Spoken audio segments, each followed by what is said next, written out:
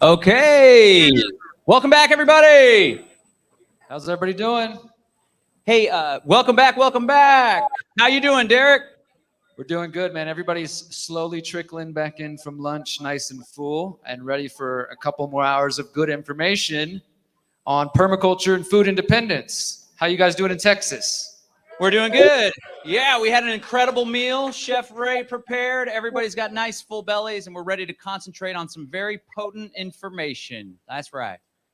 Awesome, man. Well, yeah, I know we got some more sponsors to promote, and we're going to get to our speakers, but I know you and I did want to go a little further into what I mentioned yesterday. For those at home and everybody here in person, I was talking about how the basis of what John, myself, Ramiro, and everybody involved in this event believe in is this idea of creating a voluntary society where all relationships would be voluntary and consensual. For example, everybody who's here right now, everybody who's in Texas, and everybody who's at home is here voluntarily. Nobody forced you to come here. Nobody held a gun to your head and said, do this or I'm going to take money out of your pockets. You chose to make the effort to be here. This voluntary consensual relationship we're having now. If you go out there to our Agora, the market, and you buy something from someone's table, it's a voluntary exchange between two consenting individuals, right? But when we look at the world around us, we start to see that maybe all the relationships aren't that way. For example, the relationship with government, the expectation you should pay taxes or you're going to go to jail, the expectations you should have this shot. You know, when you start to really deconstruct that, it shows you that so much of our world is not based on these types of voluntary consensual relationships and the problems that are associated with that. What do you think about that, John? I'm with you 100%. And a lot of us have gone through this evolution where maybe we were more liberal or Democrat or conservative, Republican. Many people learned about libertarianism. I learned about libertarianism from the good Dr. Ron Paul. Give it up for Ron Paul. All right. And, that was all about non-aggression principle. It was about governments doing the right thing, basically, right? But there's this old joke. Let me see if I can get it right. What's the difference between a libertarian and a voluntarist? About 6 months. Old Jack Spirko's got that one too. So a lot of people come to realize that the consistent application of the libertarian philosophy, free markets, self-ownership, which is also has to do with bodily autonomy in the age of these shots, right? And voluntary relationships, when you consistently apply that through and through, it means that all relationships should be voluntary. And it means we should reject any involuntary or coercive relationship. So I like to say, I'm all about simple slogans. I like to say any service provided by the government can be more effectively, more peacefully, and even more equitably. There's one of those Klaus Schwab buzzwords. Any service provided by government can be more justly, peacefully, effectively, equitably provided by either private enterprise, a business, or community organization like the Freedom Cell Network. A lot of people reject that idea just because they haven't seen it done. So we got to prove it to them by building it, living it, and living our best lives. What do you say, D? Let me add one more thing, John, before we wrap up this little segment here on volunteerism. Could we get that website popped up real quick? It's voluntarist.com, in case you haven't heard of this. And just one thing on the name. It can be a little tricky for some people. Some people spell it this way, where you see voluntaryism. Some people take out the Y, but it's not volunteerism, which is a whole nother thing, which basically just means to volunteer, and that's nice too. But we're talking something a little more deeply. So let me see if I can read this. I might have to step off camera. But this, I think, is the best definition of a voluntarist. Voluntarists are advocates of non-political, non-violent strategies to achieve a free society. We reject electoral politics in theory and in practice, incompatible with libertarian principles. Governments cloak their actions in an aura of moral legitimacy in order to sustain their power. Voluntarists seek to instead to delegitimize the state through education, and we advocate the withdrawal of our cooperation and consent on which state power ultimately depends. Does that make sense to you guys? We take away our consent, our power from them, right? That's right. Let's withdraw it. Come on. Yeah, so check that out at voluntarist.com. One last thing I'll say is there's a phrase, neither bullets nor ballots. That's a simple way to say that. We want to change the world, but we don't believe violence is the answer. We don't think politics is the answer. There's a really great set of essays all about that on the voluntarist.com if you want to learn more about that. Awesome. All right. Thanks so much, Derek. It's really important because we recognize that this movement is growing by leaps and bounds. And after all the COVID craziness, after the pandemic. I had a TikTok video get pulled down recently because I used that word, pandemic. After the pandemic, a lot of people came into this fray, into this movement, but a lot of people aren't, I don't know. They don't get it. Just to say that people still believe we can rely on politicians to do the right thing. And the very institution which violates our rights, they all of a sudden think some magic's going to happen and that's in the same institution is going to protect their rights. I got news for you, folks. We need to take responsibility for the securing of our freedom, our liberty, our privacy, our bodily autonomy. And it starts with each and every one of us making a decision first that we deserve respect, and second, that we're going to take proactive steps in order to create an environment where our freedom is respected. We can't rely on other people to pull that off. It's up to each and every one of us. Can I get a hell yeah? All right. Okay, without further ado, we could talk about voluntarism. The whole conference could be me and Derek talking about voluntarism for 5 days. And on Friday, we're going to talk about agorism, a strategy that has to do with voluntarism. Let me introduce our next presenters. This pair, this couple, this dynamic duo are two very incredible human beings. I met them actually through Derek Bros at the first Greater Reset. Maybe it was the second Greater Reset. And I heard him speak. I had never heard him before. And I was like, who the hell are these guys? I like the cut of their jib. I sure like what they have to say. Well, me and Rebecca have since grown very close with them. We're working on all sorts of projects together. And, you know, I'm a big 10X guy, massive action. Well, I think I finally met my match. These two are, well, of course, old Derek sure puts in a lot of work, but these two are doing a lot of work to improve the world. They're focused on community building, natural building. They got this crazy obsession with hemp, but I'm going to let them tell you a little bit more about the projects they have going on. Please give it up for River and Amani of Haven Earth PMA.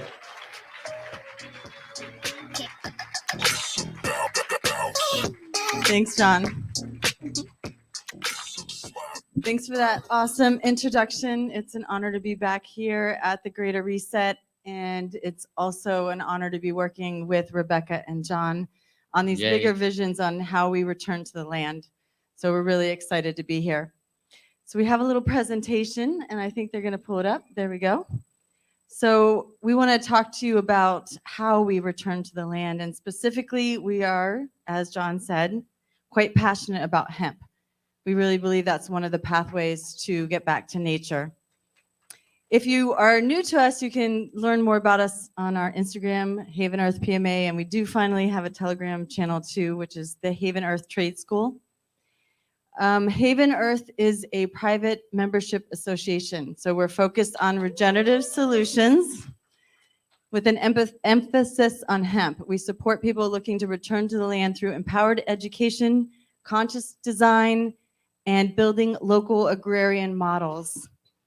And, you know, River and I actually just met 2 years ago. We've gotten a lot done in a very short period of time, I must say. We've traveled to over 100 locations, thousands of miles.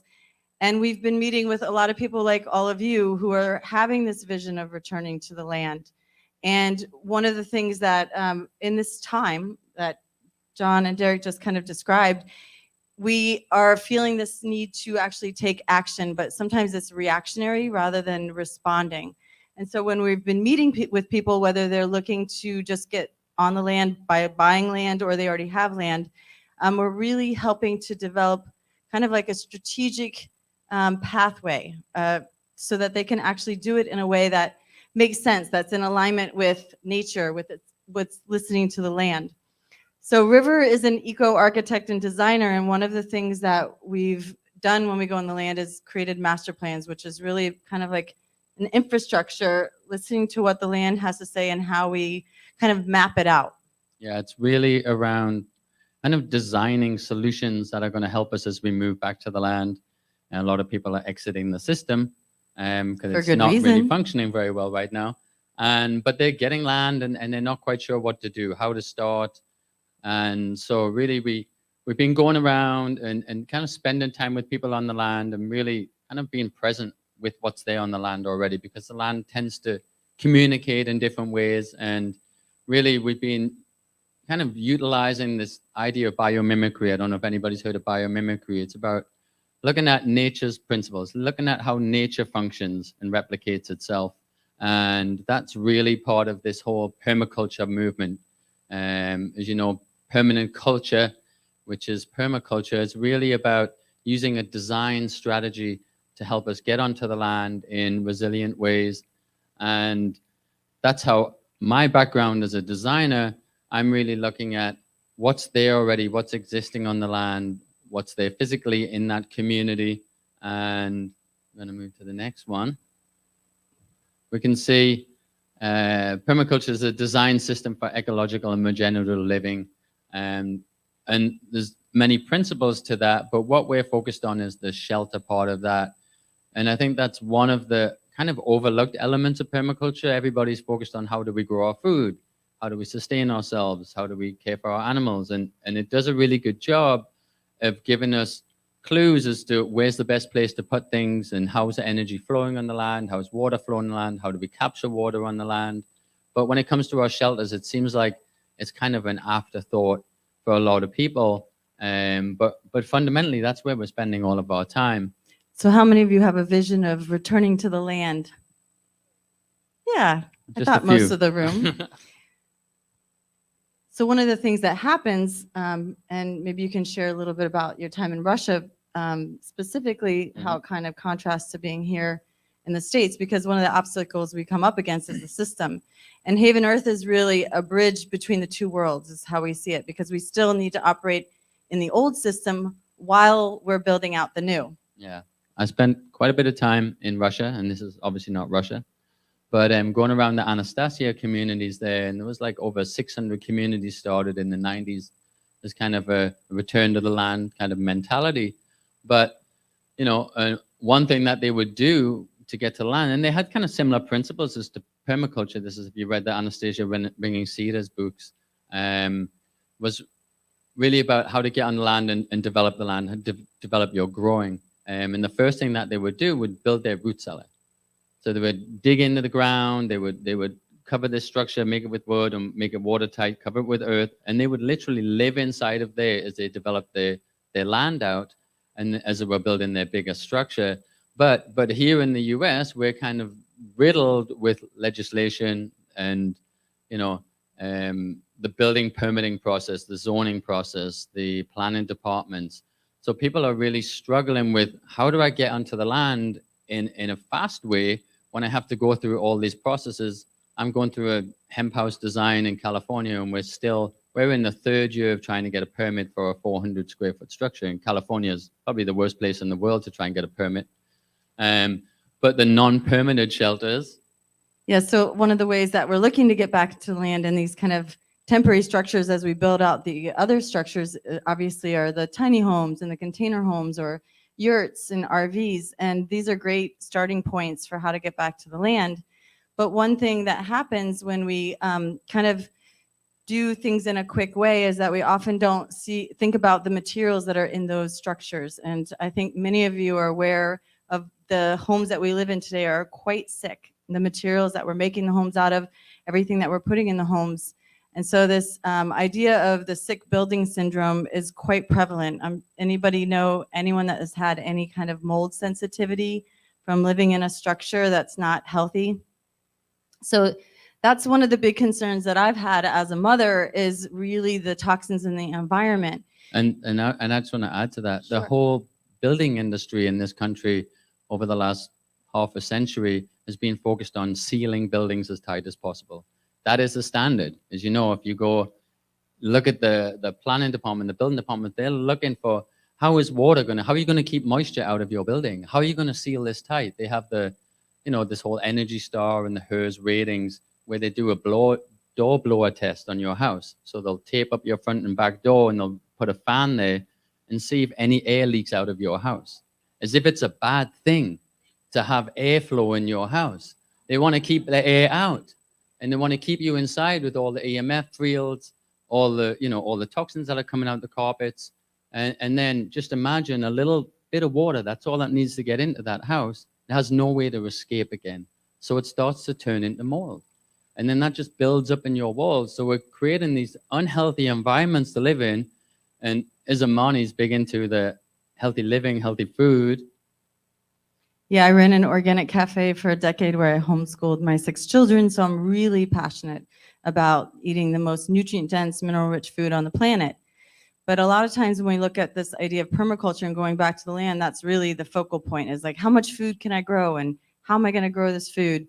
And we neglect the idea of the structures that we're living in. How are they healthy? And we kind of make shortcuts on some of the materials that we're using, whether it's what's going in it, the paint and the carpets, but really what I've learned from being with River is it's actually the building materials itself. And I always thought as a mom I had to replace everything. But what I've found out is that there's actually a better solution, and that's by starting with a natural building material that's actually breathing, and that this is how homes were back in the day, maybe back to antiquity. Yeah, exactly. I mean, if you want to move to the next slide, we're talking about...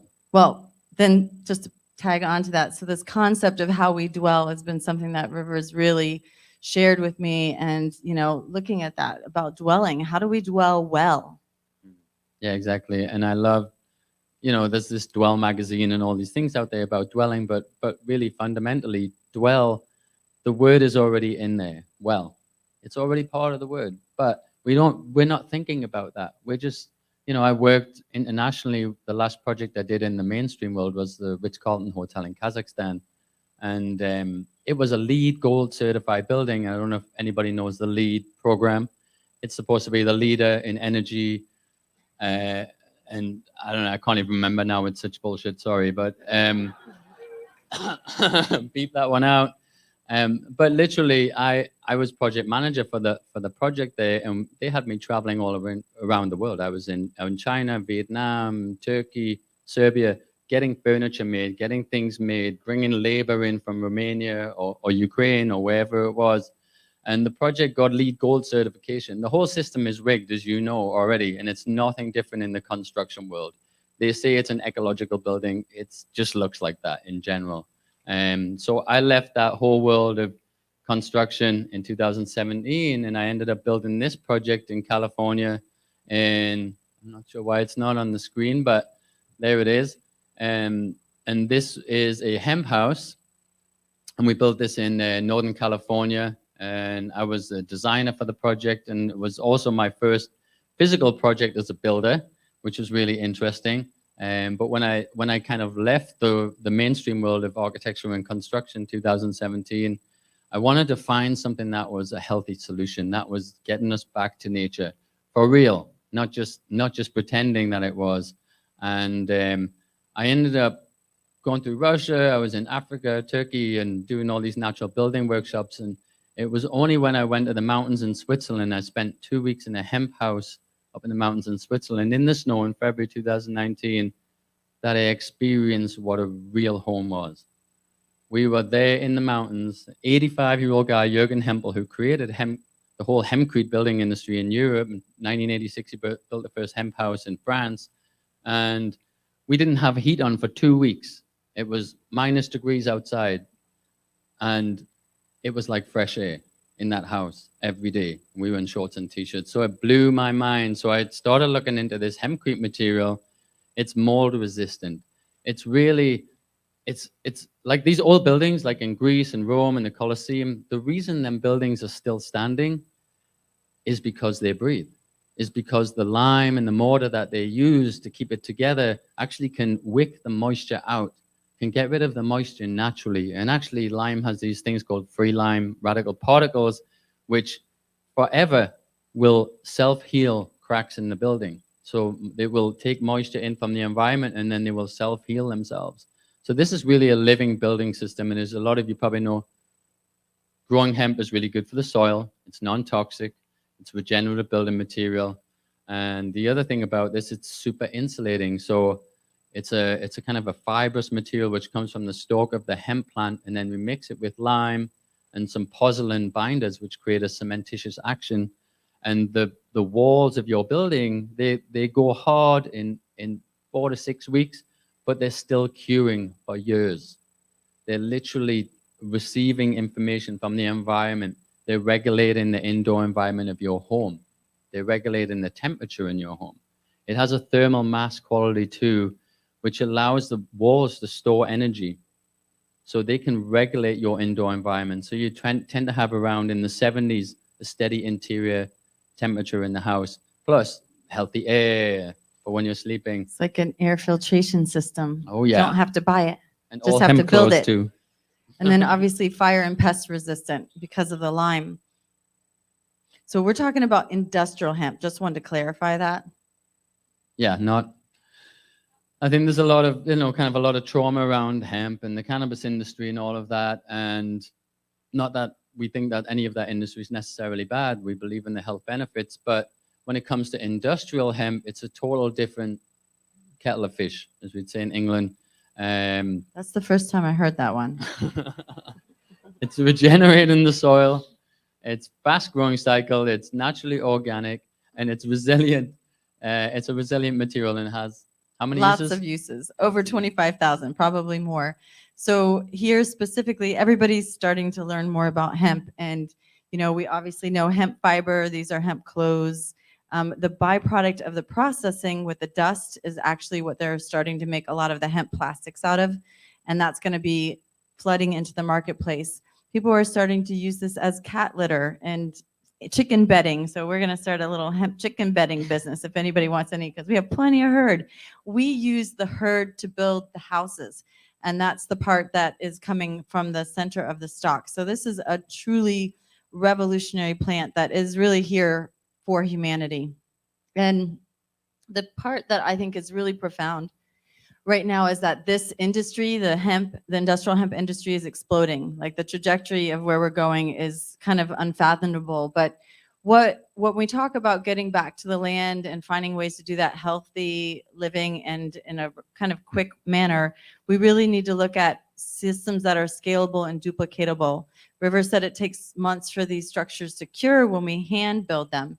And so we're really interested in developing models that are going to be able to be that solution to help get people back to the land quickly in these healthy homes. Yeah, because I think, as we talked about earlier, during times like these, we tend to go into this constrictive type of way. We kind of want to run away from everything, not spend money and all of these type of things.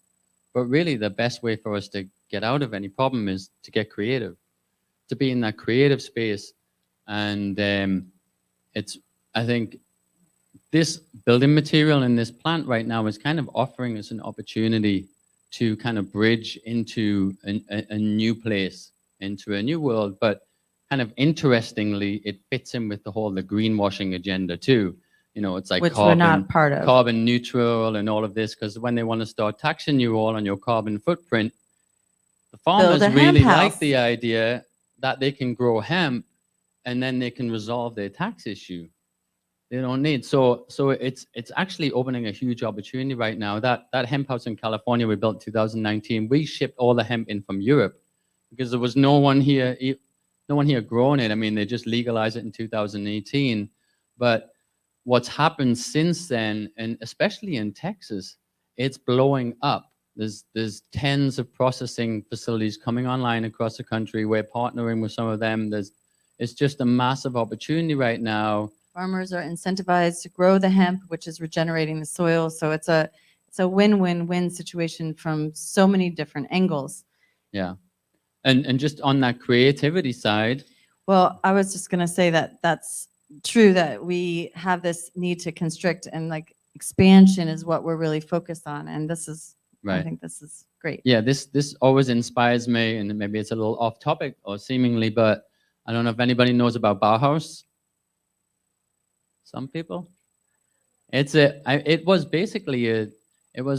created by an architect in Germany called Walter Gropius in Weimar, Germany. And if anybody knows about the Weimar Republic and what happened there, he started up this school in 1919, which was a familiar date for a pandemic back then, which was a Spanish flu pandemic, which led up to a war, ironically. And basically, the whole premise for the school was to unite the arts, was to unite the architects, the sculptors, the painters, and all these artists who'd basically only been working for the elites in society, the regular folk couldn't afford any of that kind of architecture or of these kind of things. And they wanted to bring the artists and all the creative people together to come up with a solution for society for the future. And they really believed that design was a way we could recreate a society in a better image. And I love this quote: "Together let us desire, conceive, and create the new structure of the future, which will embrace architecture and sculpture and painting in one unity, and which will one day rise toward heaven from the hands of a million workers, like the crystal symbol of a new faith." It sounds a little bit like the WEF. It sounds a little bit like Klaus Schwab and all of them guys. It's, you know, but actually this was really about bringing it back to the people, doing creative acts for the people to create a better society. So it was about education and learning and creativity, and this is what we've been focused on here at Haven Earth. So it kind of sounds like we're in a similar time, right? And so one of the things that and they got shut down by the Nazis in 1932 finally, after they moved 4 times. So this was real. They were doing something that affected society. So for us at Haven Earth, it's really important to have inspired action, and that really comes from creativity. Like we were saying, when we're not in an expanded space, we constrict, and when we are expanded, we can actually move into that creative space. And I love the way that River expresses it through his designs as an architect and as a designer. So we're really focused on making these kinds of design of healthy homes available to people. These are 2 of the ones, the one we built in San Marcos, Texas, last spring when we hosted our first hemp builder training. We've done a lot of workshops, but we haven't we just moved in doing the trainings the last year, right after the first exit and build. The other blueprints available are for the California house, but the ones that we're working on right now is the tiny hemp home. And this was a little bit of a pivot for River because he's not necessarily believing in the concepts of tiny homes, and we don't necessarily like what they're trying to kind of lead us to believe about how we shouldn't be taking up space. However, as a structure to get us onto land as an ADU unit, this is a good solution, and we're making the blueprints available to anyone tuning into the Greater Reset. Through the end of the month, you can actually get this plan, whether you're DIY and you want to build it yourself, or you have a contractor or someone who can build it for you. So you can get it 50% off with the TGR code. So you just go to havenearth.biz/blueprints. And I just want to say one thing, really. Yes. You know, I can work for high-end custom clients all day long. That's not an issue. But really, we're focusing on trying to help people get back to the land in ways that are healthful, but also economically viable for them. Not many people can hire a private architect to design their home and then hire a high-end contractor to build homes. We're trying to create a model that's going to allow people to get back to the land, and not just in an RV, which serves a purpose for sure, but overall, these are not structures that you want to spend your life in. So for those of you in Texas, we're doing a tour of the Yay. tiny hemp home on Monday. If you're staying in town, and that's from 10 to 12. We're about an hour south here in Kingsbury, Texas. So if you want to come and join us, we're going to be doing a talk and answering your questions, the tour, and River's going to be doing a hands-on tamping demo, and you can create your own hemp block. So find us later if you want to do that. For those of you that aren't here watching online or in Mexico, we created a little video live from the site this morning because these are, as River said, breathing systems, and they need to be watered while they're curing. So I captured.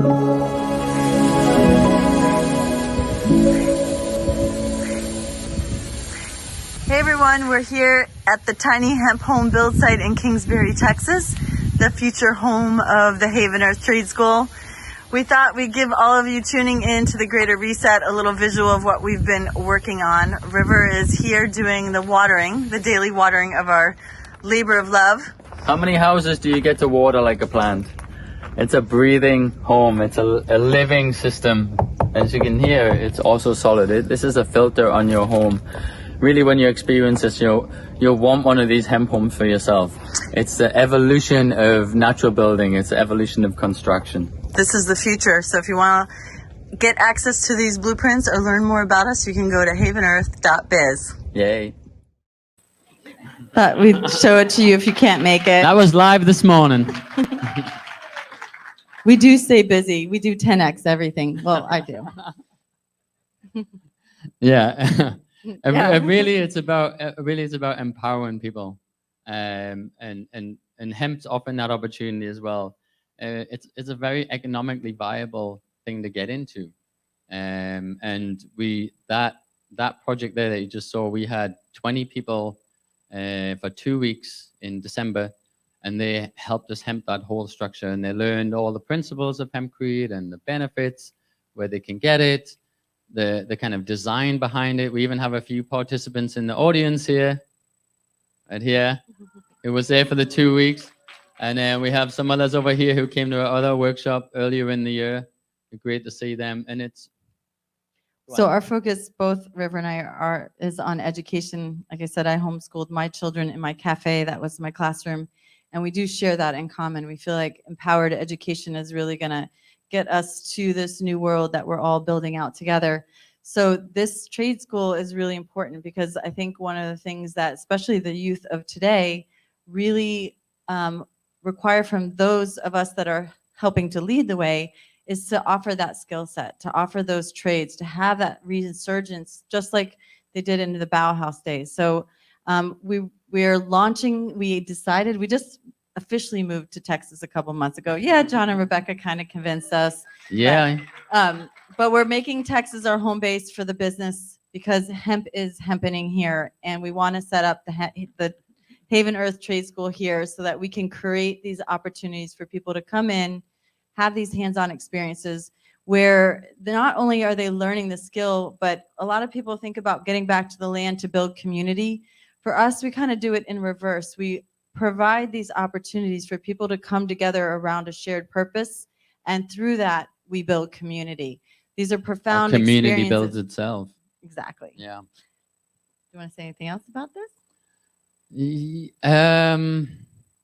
Well, No, I think I'll you're say doing the well. next thing. So for those of you that can't be with us in person, we've also launched officially today our online platform. We really do believe knowledge builds resiliency. That's the whole point of this, right? To be self-resilient, to be sovereign. So we're launching the Hemp Builder course online at seedstarters.net. And this is a compilation of lots of videos of River and other people. Sorry about that. We actually recorded both builds. We're really big on documenting things, really inspired by what John has done in that way, to document and make these events available to people online, because we realize that there are people all over the world looking for solutions. And that's one of the things that really unifies us at this time. We have this technology, and we're leveraging this technology to get the information out there. So this course is including the blueprints. It includes the a consult with River, as well as monthly live Q&As, and over 60 lessons and 25 hours of video to really help people that have some skills I was going to say, this is not just for anybody. You know, really, you should have some construction skills. Know how to use a hammer. Should know how to use a hammer and feel fairly good around tools. And a saw. Or maybe you're working with a contractor, because the thing about this industry right now, there's not builders out there who, you know, is someone who's looking to build a hemp home. It's hard to find a contractor who would even do it. They're scratching their head. They just know conventional stuff, and they're happy to stick in that reality. But it's not complicated, actually. It's just about getting that knowledge and getting your hands into it. You can start to understand the principles around that. So, you know, it could be for you as a homeowner, or you might want to send your handy person there. Or your young aspiring child. Oh, yeah, exactly. And we definitely love to work with the youth as well to kind of bring them up into this industry right now, because the trades are something that we're missing, I think, in the Western world in general. If you look to like places like Germany, they've still got a really strong culture of the trades. And being a tradesperson in Germany is actually kind of a renowned status to have. But in this country, you're kind of almost looked down upon, like construction workers. So we're trying to shift that so that young people and people in general feel good about actually taking back that power to build our own homes again. It's just another power that was removed from us, as everything was kind of given to us on a silver platter, which we've now realized came with a lot of catches. And now we feel disempowered. So it's time to get re-empowered again, and through education, and as we're saying here, knowledge builds resiliency. So the other thing on seedstarters.net, it is all things natural building, but it's also off-grid homesteading. This tiny home will be an off-grid structure. And we're also focusing on regenerative agriculture. So we'll be putting up courses. There's so much online right now, but we're really focused on unique things that are not yet available online. So some of you have seen Texas Ready. I know that they talked about them earlier today and yesterday. We've been working with them and we're capturing their data because they're too busy gardening, but to create a mid-lighter gardening course online, because we feel like these are the kinds of information that people need. So we really encourage you to check out seedstarters.net and just see if there's something there that you need, you would be inspired to learn, because ultimately The future is in our hands. that's right. You can hemp with your hands. Yeah. So one of the things, if you want to get more involved with what we're doing and join our PMA, our Private Membership Association, you can do that as well. We only have about 4 websites, just so you know. Havenearth.net. I am a little busy, but havenearth.net is our platform where we connect with our members, people that want to stay kind of more, closer to us. Yeah, and if you want to get on our mailing list, we have a nice little thing. You can text hemp to 66866. So you can just open up, send a message, type the letters hemp to 66866, and you'll automatically get onto our mailing list, which will kind of put you into our circle of information. You'll receive our monthly updates. Sometimes more frequently, but not as much as John. I don't send out as many emails as John. But havenearth.net is sort of like our social platform that we use to connect with people. That was a compliment, John.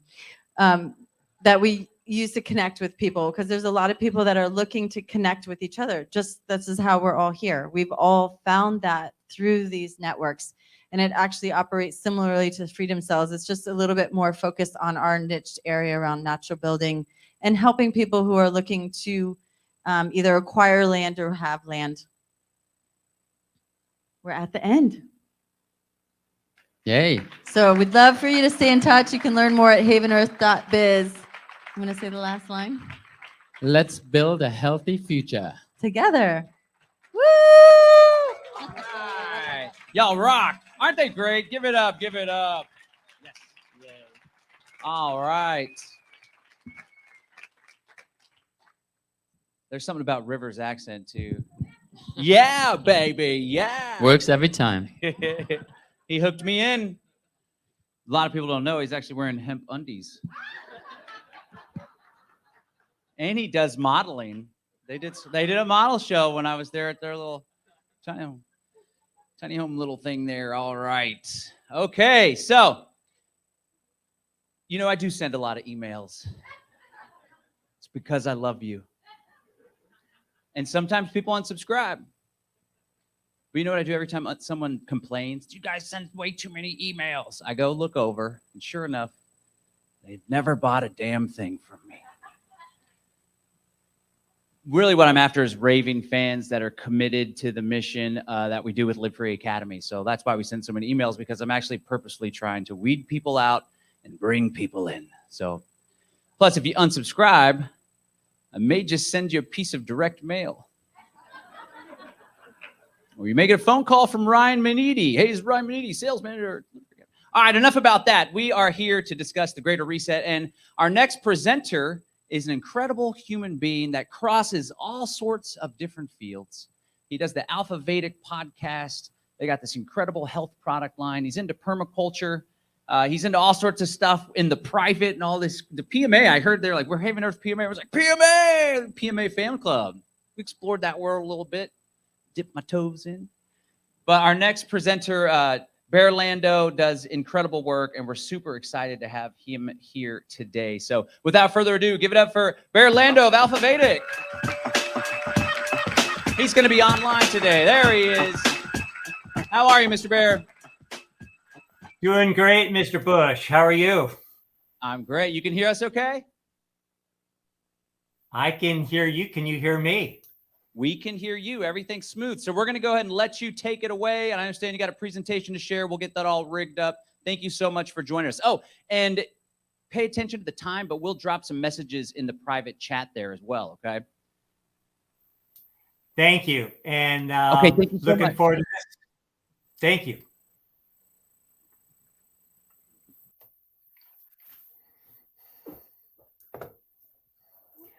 Okay, I think that's my cue to get started. So good to be here with everybody. And let's see, can I see the audience here? Okay, there's my presentation. Fantastic.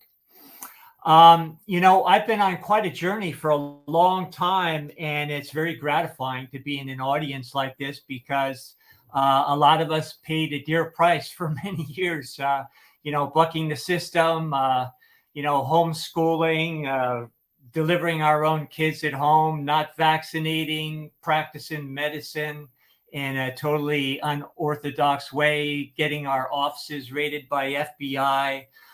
You name it. We've had some really good hair-raising experiences. But today we're here to talk about being on the land. And my wife and myself have been on 4 homesteads that we've created. We're on our one presently that's about 6 years in the making. We left a farm that we developed at a very high level. And this one here, we needed some more elbow room. We needed more pristine environment than what we had prior. And we're totally off grid. And if I do drop off now and then, or if my picture looks murky, that's why. So permaculture has become quite a buzzword.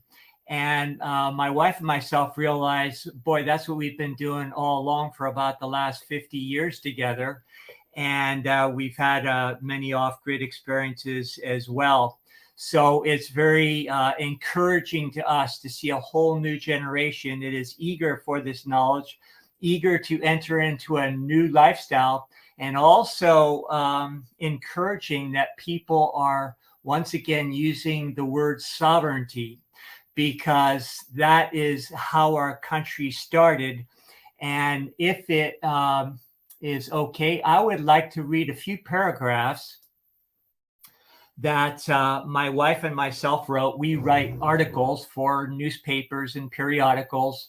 And a couple years ago, we wrote one for the 4th of July. And it's quite lengthy, but I'm just going to read the first couple paragraphs because I think it really encapsulates where we're at as a country now and how we are going full circle back to our roots. So this article we entitled "The Roots of Freedom." The 4th of July has become a holiday built upon caricatures from a time remote, with little relevance in today's world. Why did the founding fathers risk everything to create a new nation? From what wellspring did they find the resolve to face the hardships that would surely follow their audacious claim of sovereignty? We are taught of their passion for freedom, but what did freedom really mean to the early colonists? The colonies were an agrarian affair. This we know for certain. It would surprise many, however, to realize how their affinity to the land became the driving force in birthing a new country. Farming and horticulture were counted as the most noble of pursuits, and one's right to till a single portion of the earth's surface was emblematic of freedom itself. The decision to formally notice the crown through the Declaration of Independence was not founded on a capricious notion. Regulations, taxes, permit fees, coercion to purchase British goods, and mandatory crop provisioning to Great Britain all contributed to the inevitable critical mass that precedes all times of great change. Gone were the emotional ties to Mother England as new generations of colonists imprinted in the New World. The acknowledgement of a single creator as the universal authority left little room for earthly allegiances, blasphemous to matters of spirit, while the heavy-handedness of the redcoats would tip the final scales. Okay, we thought that was a very appropriate article, and we went on quite a ways into how our country was founded based on the principles of agrarianism. My good partner and principal partner in Alpha Vedic, good friend, Mike Winter, who's backstage here with us today. Him and I did an entire podcast on that, and it was very popular and, again, very appropriate for today. So what I would like to do now is follow a little PowerPoint presentation. Normally, I like to speak off the cuff and keep things informal, but since we have just a short time together I just wanted to stay on point. So let's see how much of this we can get through. So for folks that haven't followed our work, just a little bit about myself is I spent 40 plus years as a bioterrain physician. Now, my wife and myself both grew up in rural America, connected with ranching families, and living on the land was not strange to us or foreign to us. And we also had a long background in growing things even before we met each other. So while I was practicing medicine for many years, we simultaneously had our off-grid homesteads where we did everything. We did not have structures and terminologies in those days in pre-internet, like private membership associations and things. We just learned how to stay off the radar, live off grid. And we had very successful international clinics that were on private property. So people all came as consenting adults under private contracts. So that was our version of PMAs back then. And it worked brilliantly for many, many years. We were able to practice and do things that would have landed us in a slammer in about 2 seconds if we did it out in a commercial space. And we were able to help a lot of people that way.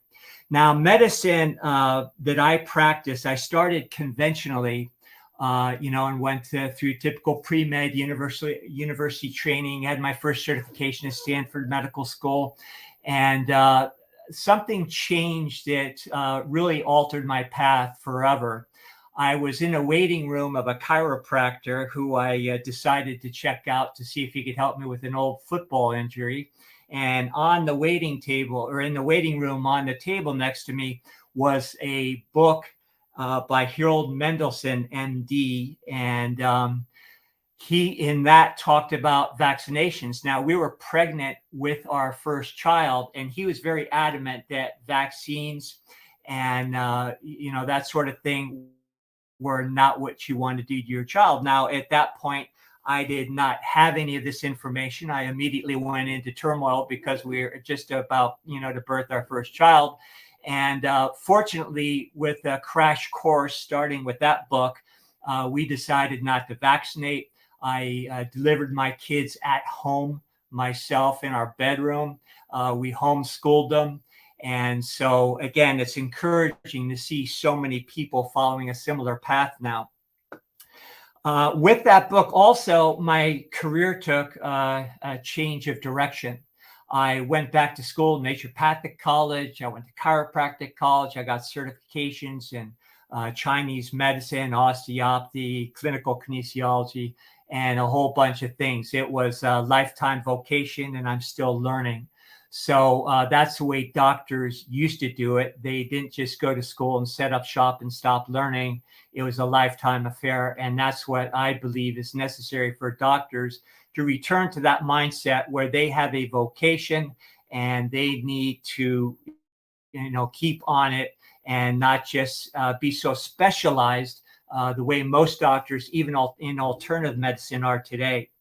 So bioterrain medicine is something that I was first introduced to through European circles. And those circles back quite a few years ago now were the last of the living icons that understood the principles put forth by people like Rudolf Steiner, the original work of Beauchamp, where he first declared that microbes have nothing to do with disease. It's all about treating the terrain. So I also learned with some of the greatest folks still alive at that time as far as how to do life cell microscopy, studied directly with people like Gaston Naissons, who is no longer with us. But it was the real old world bioterrain medicine where you looked everything in its alive state, and also you treated the body by treating the terrain no different than a farmer. I'm a full-time farmer these days, and the same principles that guided my practice in bioterrain medicine are the same principles that I follow in agriculture today, because there's no difference between the land, and our own bodies. It's one continuous unified energy field. And we'll talk a little bit about that today. So I think with that, maybe we'll get into the first slide here. This, the magical land here, our good friends at Iconics, the David Icke family, decided to do a documentary on us. We were very honored to work with them. This film was taken about 3 years ago. Our farm here has progressed greatly since that time. And they very appropriately named their documentary The Magical Land. And that's exactly the way we feel when we walk around our farm here. We're very remote, a long way off grid, no cell reception, no anything. It's just us, the creatures, and the only sound you can hear besides the animals and the birds is the river, that borders our farm here. And we look at this as indeed a magical realm. And another one of my endeavors that I learned early on was how to use my medical school training in traditional chemistry or conventional chemistry and morph it into what used to be called alchemy. Now, alchemy conjures up a lot of imagery in people's minds. I know about, wizards wearing funny hats and things, but in fact, alchemy is a complete science, and it is what they bastardized in order to bring us into more of a linear reductionist type of science in which we would be more amenable to selling their wares and to their mind control, basically. So this film was great because it just followed us around for a few weeks, and I'd encourage anybody to go over, join Iconics, watch this film as well as a lot of other great things that they do. If we could go to the next slide there. So the bioterrain has become a little bit of a buzzword. And what I would like to do today, if possible, is just expand our concept of what the bioterrain is. There's a lot of debate going on these days as far as what comprises disease, what causes disease. Of course, some people say germs don't cause disease. Other people, even in the alternative circles that are maybe pro-choice when it comes to vaccines and things, are still kind of selling the concept that germs cause disease. And, the one problem with that I have, and even though a lot of these folks are doing a great job in leading the charge as far as personal rights, and that maybe the vaccines aren't the best thing for us, in promoting the germ theory of disease, it creates that anxiety that we were all programmed with from childhood on, that there are these invisible things that are lurking in every corner waiting to attack us. It's kind of a silly notion, because if you could consider that your body is teeming with microorganisms. In fact, for every one of the 70 trillion cells in your body, microbes outnumber each of those cells about 10,000 to 1. So we are a walking petri dish, and to think that we're actually afraid of microbes is, a pretty crazy concept. And people that watch our podcast at AlphaCast know that we've had a lot of wonderful guests on that also understand this, and that we've done a lot of presentations that explain why everything from the Spanish flu to AIDS to polio, and what were the true causes, and they have nothing to do with microbes. So the bioterrain is not just about microbes and treating the body in a more holistic or natural way. It's really about understanding the nature of our entire realm. So I'd like to expand our perspective beyond just the agricultural component of bioterrain or the medical component of bioterrain medicine, and help us appreciate that our realm is much bigger than that.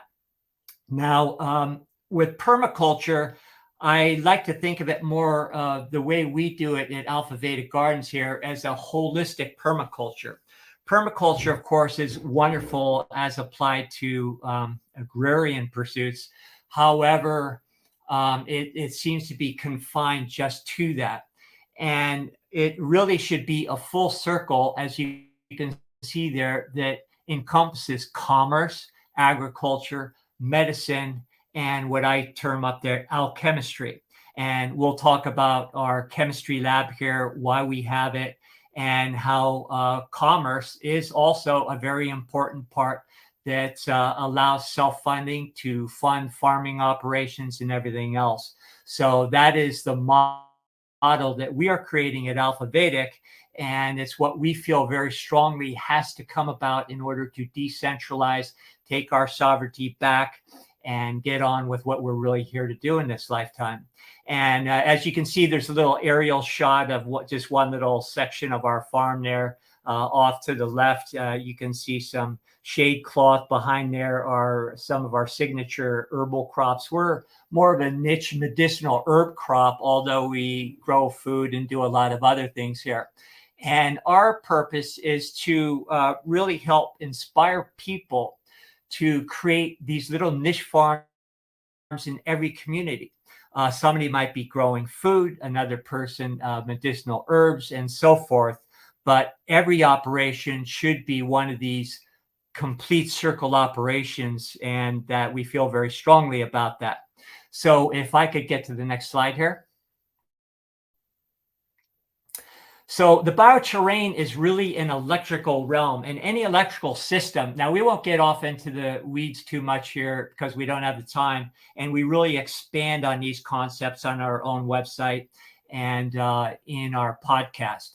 But every electrical system is made up loosely of three components: conductance, inductance, and capacitance. So conductance is the source of the original energy. Now, the source of the original energy, if you step back and look at the larger realm, and I hope this doesn't sound too esoteric to people, but this is something that is very real. It's something that can be substantiated through the practice of agriculture, medicine, and laboratory chemistry. And it begins with, we'll just say, higher levels of consciousness. Sorry, we can't get around that. There is a creator, and there is a whole plan that puts this into motion in the first place. And there are many, of course, schools that have taught this for eons.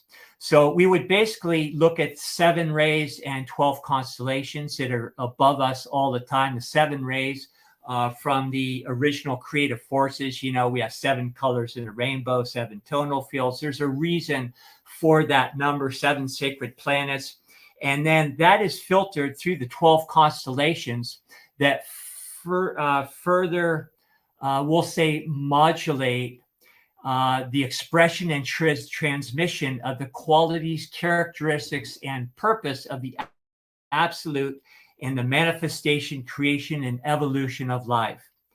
And that is a very real thing. Now, that resonance, which is exactly what it is, goes through, like any electrical system, the inductance component. And the inductance takes that energy that is channeled through it, and it modulates it for the purpose that it is designed for. And in this electrical system, we're talking about the entire realm. And in this case, we're talking about how matter and experience and life in this realm is precipitated and manifests in the first place. Now, in old alchemical terms, we talked about fire, air, water, and earth, the 4 elements. We also understand how those elements create, all the other things that then create the 4 kingdoms that exist here on this plane. Now, the receiving, after it goes through conductance, inductance, what receives that energy in an electrical system is called capacitance. And that is the 4 kingdoms. And all of those characteristics that are expressed through the 7 rays and the 12 constellations, as it finally gets down to the ground, it creates all the nuances of the mineral, plant, animal, and human kingdoms. The thing that's unique about the human kingdom is that, unlike the other 3 kingdoms that just possess characteristics of certain numbers of those 7 rays, the human kingdom encompasses or embodies all of them. So we are the totality of creation on this plane. which is why we have a lot of those old sayings like know yourself and you'll know the universe. Also, what's nice is that we live at a time where we can take this information and translate from old alchemical terms into things that we recognize. For instance, the fire element is hydrogen, air, nitrogen, water, oxygen, earth, carbon, and so forth. Now, on the bottom there, right in the middle, I'll just explain very quickly. As these things filter, these characteristics, these projections of resonance filter down through the manifestation cycle, it creates a two-way piston. In waveform physics, we understand exactly how this works. And one level, you're taking informational bits, data, you're compressing it. And, in Oriental medicine and different cultures and systems, there's different names, yin, yang. It doesn't matter what you call it. We call it the compression and radiation cycle.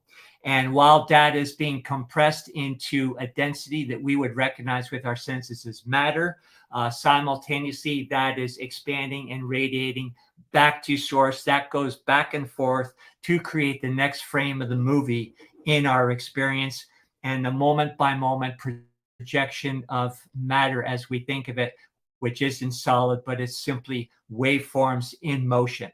Okay, let's go to the next slide here. Now we're just going to expand this just a little bit. The symbols on the left are old alchemical symbols for the 5 elements. I have it more. Hey, Dr. Bear. Dr. Bear, sorry to interrupt. You did want to do some question and answer, so I just want to let you know we got 10 minutes left. Okay, so and then after that 10 minutes, we'll have time for some question and answer. I'm sorry, the 10 minutes includes the question and answer. Okay, I better get on it then. So the bioterrain, this slide basically takes us through the whole creation cycle and explains exactly how matter is manifest. Let's go to the next slide.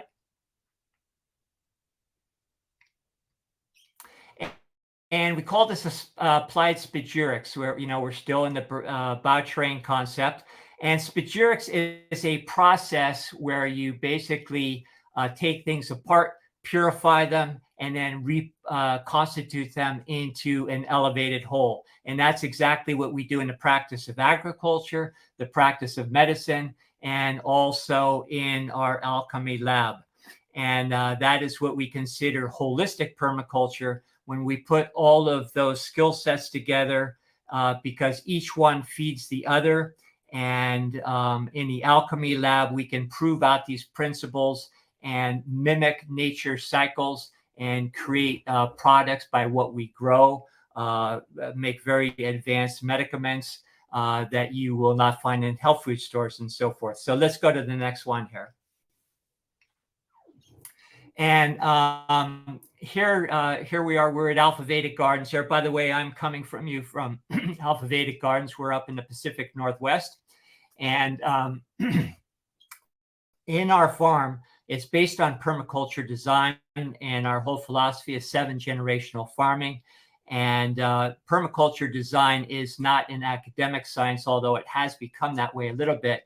It's about living on a piece of land, letting the land reveal itself through patient observation and listening, and then creating natural habitats through terraforming and companion planting. And we also practice ionization soil analysis, which you could talk a long time about. It's about understanding the electrical vectors in the soil rather than just dumping fertilizers on it. So in a very efficient way, you can tweak things, create a better line of resistance that is going to create compatibility between rootlets and the soil. We also take great measures to take care of all the other things, everything from worms to microbes, using vortex technologies and all sorts of things, as this slide suggests there. Let's go to number 7. And here's our alchemy lab here. There's just a little quick shot of it. And this is where we actually engage in mimicking nature's processes. And we could talk a great time about this. And we feel it's a way where we're completing the permaculture circle, where it allows us to make products that we can engage in commerce, fund ourselves. We can make medicines that we use in our medical work. But more important than anything is it brings you knowledge and empowerment, because you actually become an active participant or a co-creator. And that is what we are here to do, in my opinion. So let's go to, I think, the last slide, or is that the last one? Okay, so the final thing, and what I was engaged in for many years, as I talked about, was bio-terrain medicine.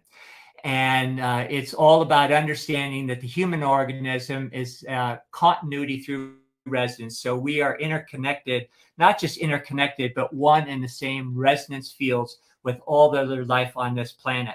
So when I did my medical work, there would be an assessment where I would start from top down, have ways to measure the toroidal field distortions, all the way down to orthopedic neurological issues.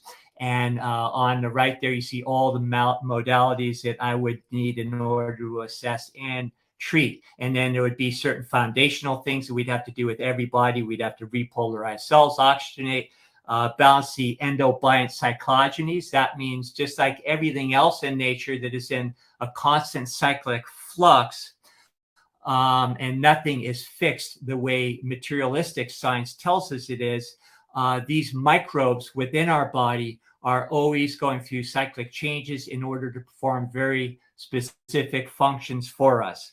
And then the reset mechanisms that I use was a system of what we would call biocomputer processing, which is an advanced neurological process where we could prioritize issues, isolate them, make them amenable to treatment, and then with the proper modality, create a reset. And in that work, we found that all these incurable diseases and things that were allegedly attributed to pathogens and things had no connection with those things at all. And it was all about getting the bioterrain back in working order and in balance. And also, when you do that, very special things happen to people and their consciousness. And that was the most rewarding thing I saw, besides just seeing people heal their bodies. So do we have a few moments left?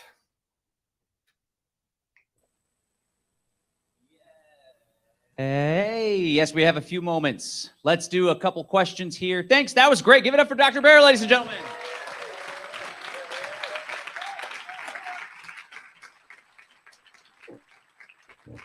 All right. I tell you what, many of these speakers that we have on the stage are just like mind blown, next level. So we're honored to have such a high caliber, high quality person and people joining us. Okay, who has a question for Mr. Dr. Bear? Right there. If you would come on down here, help us out. Thank you so much. Ready? Here. Didn't even use this. Mr. Travis here with the Vibe Tribe, huge Freedom Cell community. Thank you. Hi, Dr. Bearlando. Hey.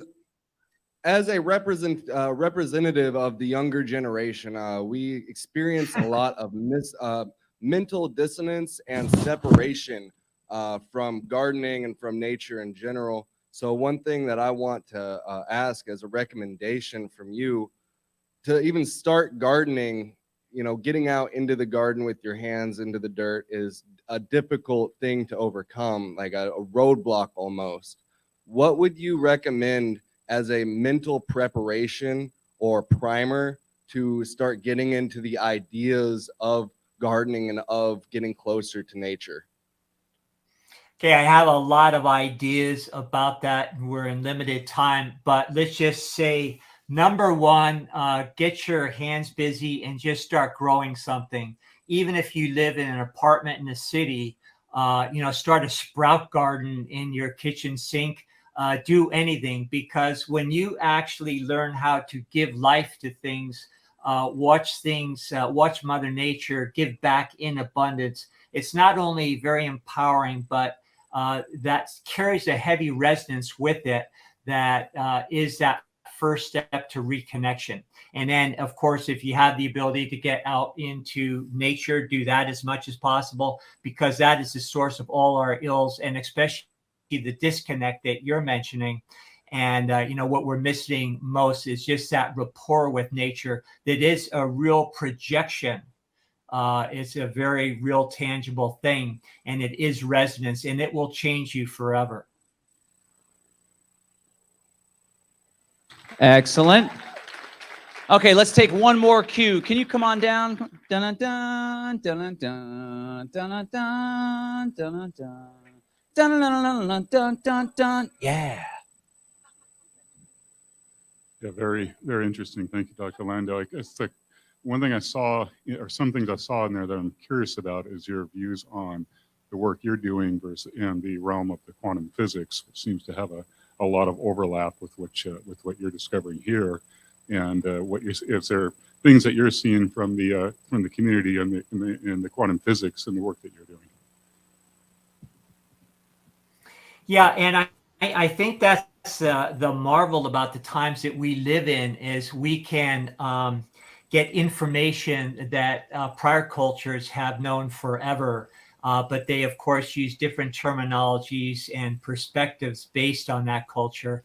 But now with the advent of the Western mind getting in the mix and explaining these things in a way that the Western mind can understand, for instance, waveform physics, how nature is a constant flux of transmutational events every single moment. It's not just an overlap, it's one and the same. So if you understand waveform physics, for instance, now you can replicate that and make that practical when you're doing farming. You can manufacture things. If you happen to get into an alchemy lab, you can apply it to the practice of medicine. And that's the last year, 2022 was the year of great exposure. 2023 is the year of the great transmutation, because all the pieces are here and many people now understand this jargon, and like in events like this are getting together and learning how to be co-creators and change the reality in any way that we care to. Excellent. Thank you so much, Dr. Bear. We really appreciate you. Give it up.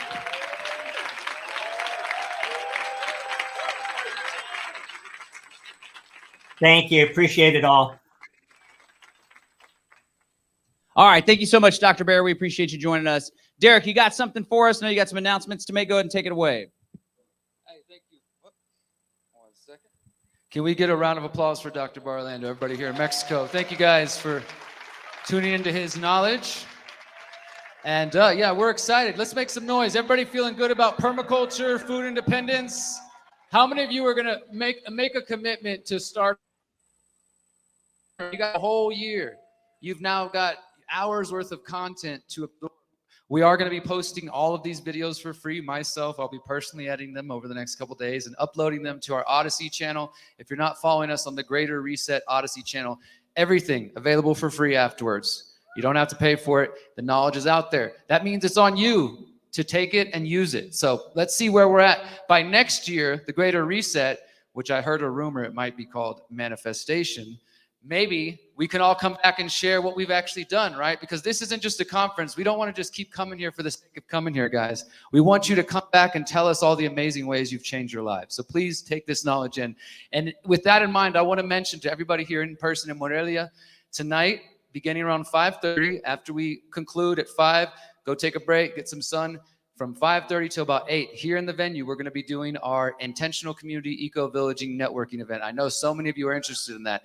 Last year, we had about 200 people show up just for that part of the event. So if you're looking for community, if you've got land, looking for land, got money, looking for the right people, somewhere in there, come here tonight, 5:30 till about 8 o'clock. Everybody's going to get 2 to 3 minutes to say, here, this is who I am, this is what I got. And then there'll be some networking, some mingling. I know many of you are looking for community, so please take advantage of that tonight after the mainstream. And also stay tuned, because our final speaker of the night is going to be Dr. Lila June Johnston, who's going to be speaking about indigenous food systems, and I really want you to stick around for that. So thank you, guys. Back to Texas. Texas, here we are. There's like a 1-second delay on this mic. It throws me off. Just thought you might want to know that. Okay, so as we have shared time and time again, we're going to share again. This event would not be possible were it not for the financial contribution of several esteemed and generous businesses and organizations. We want to take a moment to thank them, especially Farrow, who happens to be here today for the Texas audience. I don't know where they got this idea, but I tell you what, they are making skincare products out of pig lard. So people may think that's strange, but I bet the very people that think that's strange are slathering all sorts of chemicals on their skin on the daily. So it's all natural. In fact, this is a great little, I'm a marketing guy, right? It's so natural, you could eat these skincare products. In fact, Rebecca tried some on the other day, and she came and was like, look, feel how soft my hands are. I was like, oh, wow, they're really, so I grabbed her hand and started walking her towards the oven. That I thought that was going to play better in my head, of course. But anyway, the website's farrow.life, and he got a wonderful company, small company. They're growing. And in fact, he has 2 incredible vice presidents, his children. So he's a family man, and we're super excited to have their support. And we're always down to support a family business, especially a business that's part of our freedom family. So shout out to them. Farrow.life is the website. Go check it out. It's pig lard skincare. Sounds crazy, but the stuff's really pretty fantastic. Okay, Miss Rebecca C., if you'll pull up the privacy action plan ad there on my computer, we're going to hit this for you. And if you'll go full screen there, Miss Rebecca C., on that ad.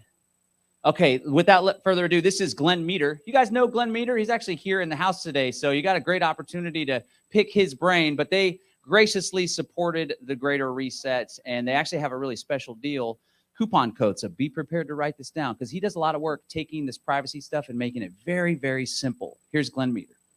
Every aspect of our lives is connected to the internet, and this makes us vulnerable in ways we don't even realize. Big Tech and Big Brother are watching and recording everything you do online without your knowledge or consent, and they use this information against you. Every year, hackers and scammers steal billions of dollars from good people like you and me, and they will take every cent that you own if they can. Online privacy and security is the issue of our time. It is vital that you learn how to protect yourself. This is modern day self-defense. Hi, my name is Glenn Meter, and I created the Privacy Action Plan with one core goal: to help the average non-techie person reclaim their online privacy and security in a way that is not overwhelming. We break each step down into bite-sized pieces. We explain why each step is important. We have a wonderful community. We have an A+ rating from the BBB, and we have a 30-day money-back guarantee. Use the coupon code Greater Reset and receive a 40% discount on our lifetime membership. Thank you. The Greater Reset co-creation is sponsored by ECI Development, offering clients the ability to own or rent properties in luxurious South American neighborhoods. Whether you're All right, making sure you're paying attention on that one. Let's try. So this is a great company, real estate. There's all sorts of craziness going on in this world. And I think one of the most sound investment opportunities is real estate, in large part because real estate is scarce. Unless we discover some other planet or go colonize Mars, there's only a limited amount of real estate on this planet, and that real estate's in high demand. So this company has sponsored us, and they have incredible opportunities, not just for vacationing, but also to have a piece of the action in vacation homes all throughout Central and South America. So without further ado, let me present to you guys ECI Development. The Greater Reset co-creation is sponsored by ECI Development, offering clients the ability to own or rent properties in luxurious South American neighborhoods. Whether you're looking for investment opportunities, retirement options, or planning your next vacation, ECI has you covered. From Grand Pacifica, Nicaragua, Grand Caribbean, Costa Rica, Grand Highlands, Panama, Belize, and many more locations, you're sure to find your own slice of paradise. ECI has a proven track record and business model that the competition can't match. So what are you waiting for? Visit ECIdevelopment.com today and start the next chapter in your new life abroad. That's ECIdevelopment.com. That's ECIdevelopment.com. They should hire me over at NPR. I'll bring the whole sucker down. All right, this next presenter is a good friend of mine, and I tell you what, I invite him to speak at just about every event that I'm a part of, not only because he is a wonderful teacher, he's living most of the philosophy and practical application of the stuff we're talking about, but he is so on point when it comes to the message of freedom. I really appreciate him. He doesn't need much of an introduction. Ladies and gentlemen, give it up for Jack Spirko, the Survival Podcast.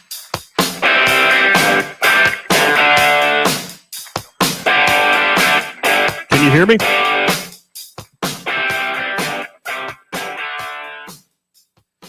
All right, guys, I want to start out with something. I want to get you guys excited. I mean, that music was pretty good, AC/DC, come on. But, you know, we're pretty much through almost a whole day. You've been tired. One of my biggest mentors in permaculture is a guy named Jeff Lawton. Anybody ever hear him? If you take one of his PDCs, he'll clap you in for every new segment or whatever. I'm going to clap you in. I'm going to say 1, 2, 3. Do you clap? And that wakes you up. But I have a special way of clapping people in. A long time ago, I knew I wanted to sell permaculture to the world, and I needed to be tricky. And I knew there was nothing trickier than a baby duck. Nothing trickier than a baby duck. So I created a little YouTube series called Duck Chronicles. I call myself, these shirts are available for sale at tspswag.com, a redneck hippie duck farmer. And we came up with a tagline for it, Duck the System. It's a triple entendre. So I'm going to go 1, 2, 3, and you're going to clap and say, duck the system in unison. And if you don't do it, I'm going to leave. I'm not going to present.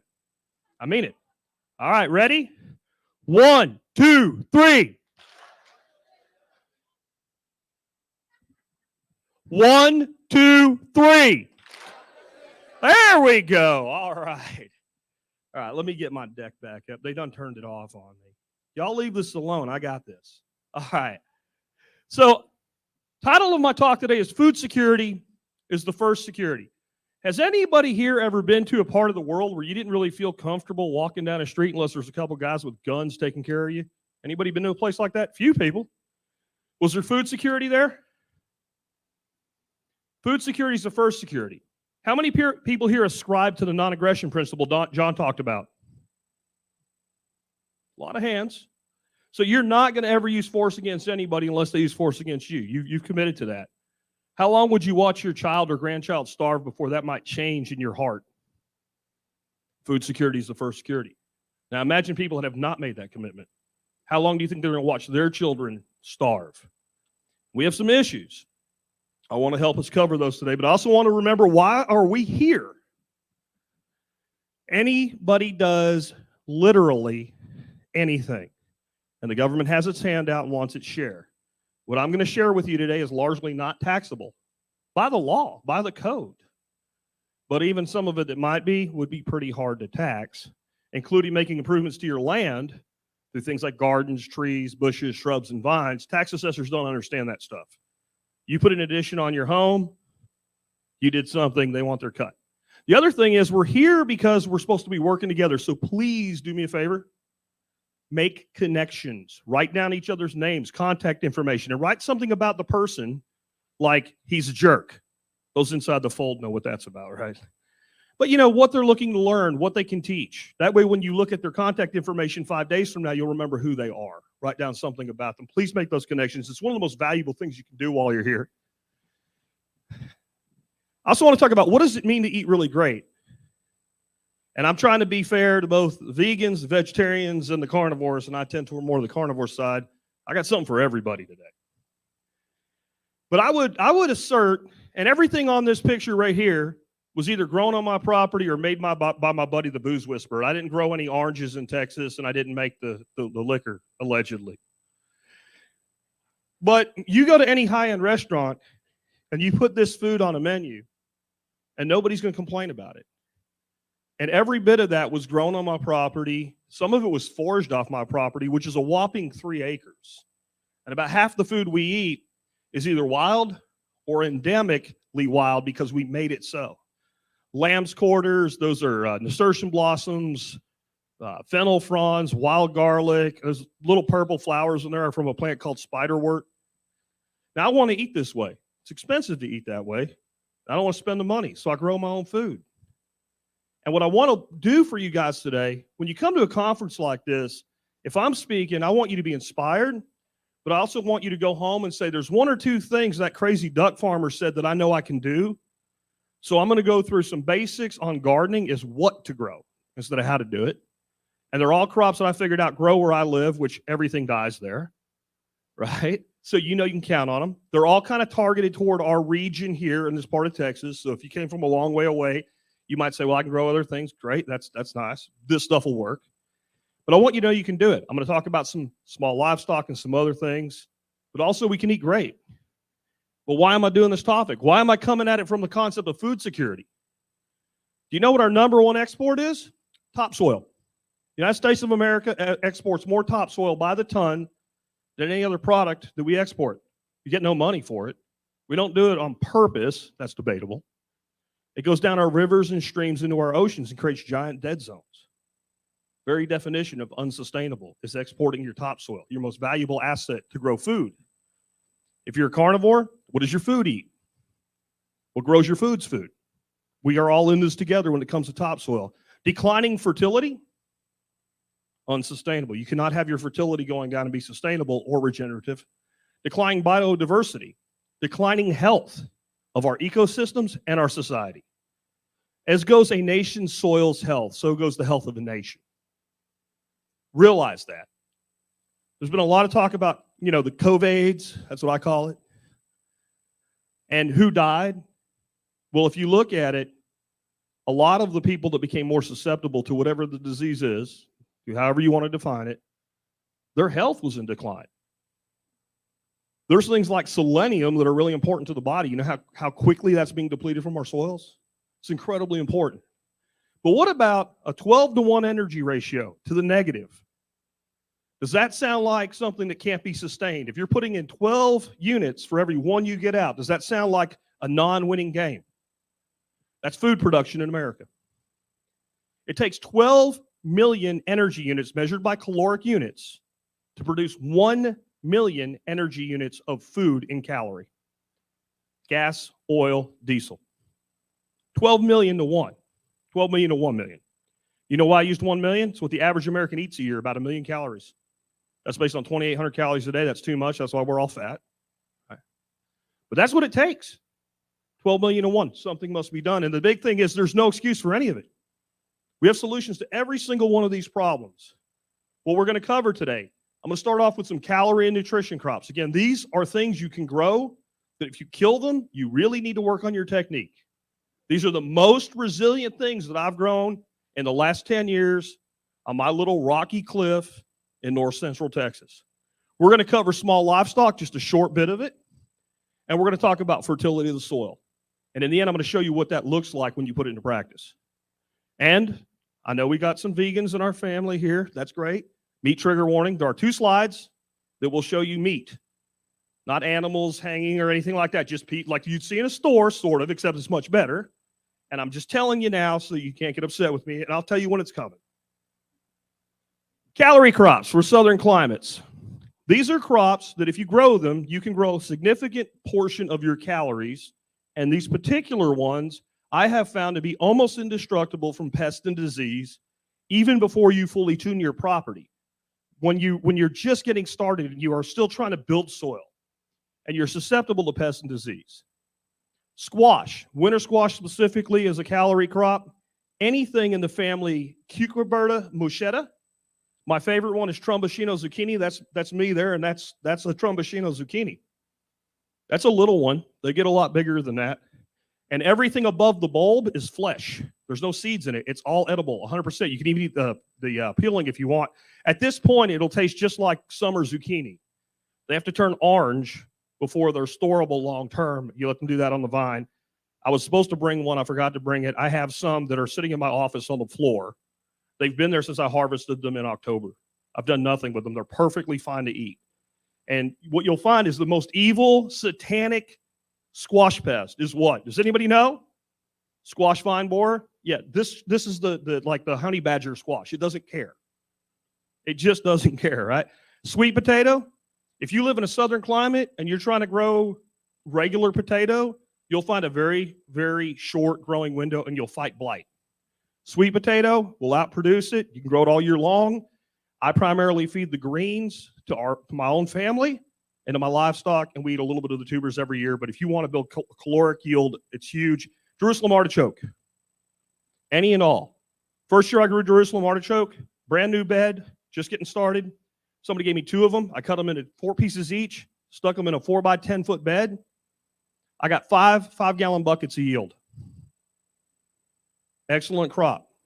Beans, specifically you want carbohydrates, you want shelling beans, scarlet runner. Most honey badger bean you can grow in this climate is scarlet runner bean. Turnips and beets, that's your winter crop for carbohydrates here. I've been able to grow, I usually grow them as cover crops personally or for the animals, but I've been able to grow them through every winter except the bad one, right? The one from 2 years ago. But there was something in that winter that I put out as a cover crop that's also a calorie crop, and it lived through it. Who here knows the winter I'm talking about, right? You were here for it? Yeah, all my local people. There's a 68,000 acre lake about 10 miles from my house. Now, I live near Fort Worth, Texas.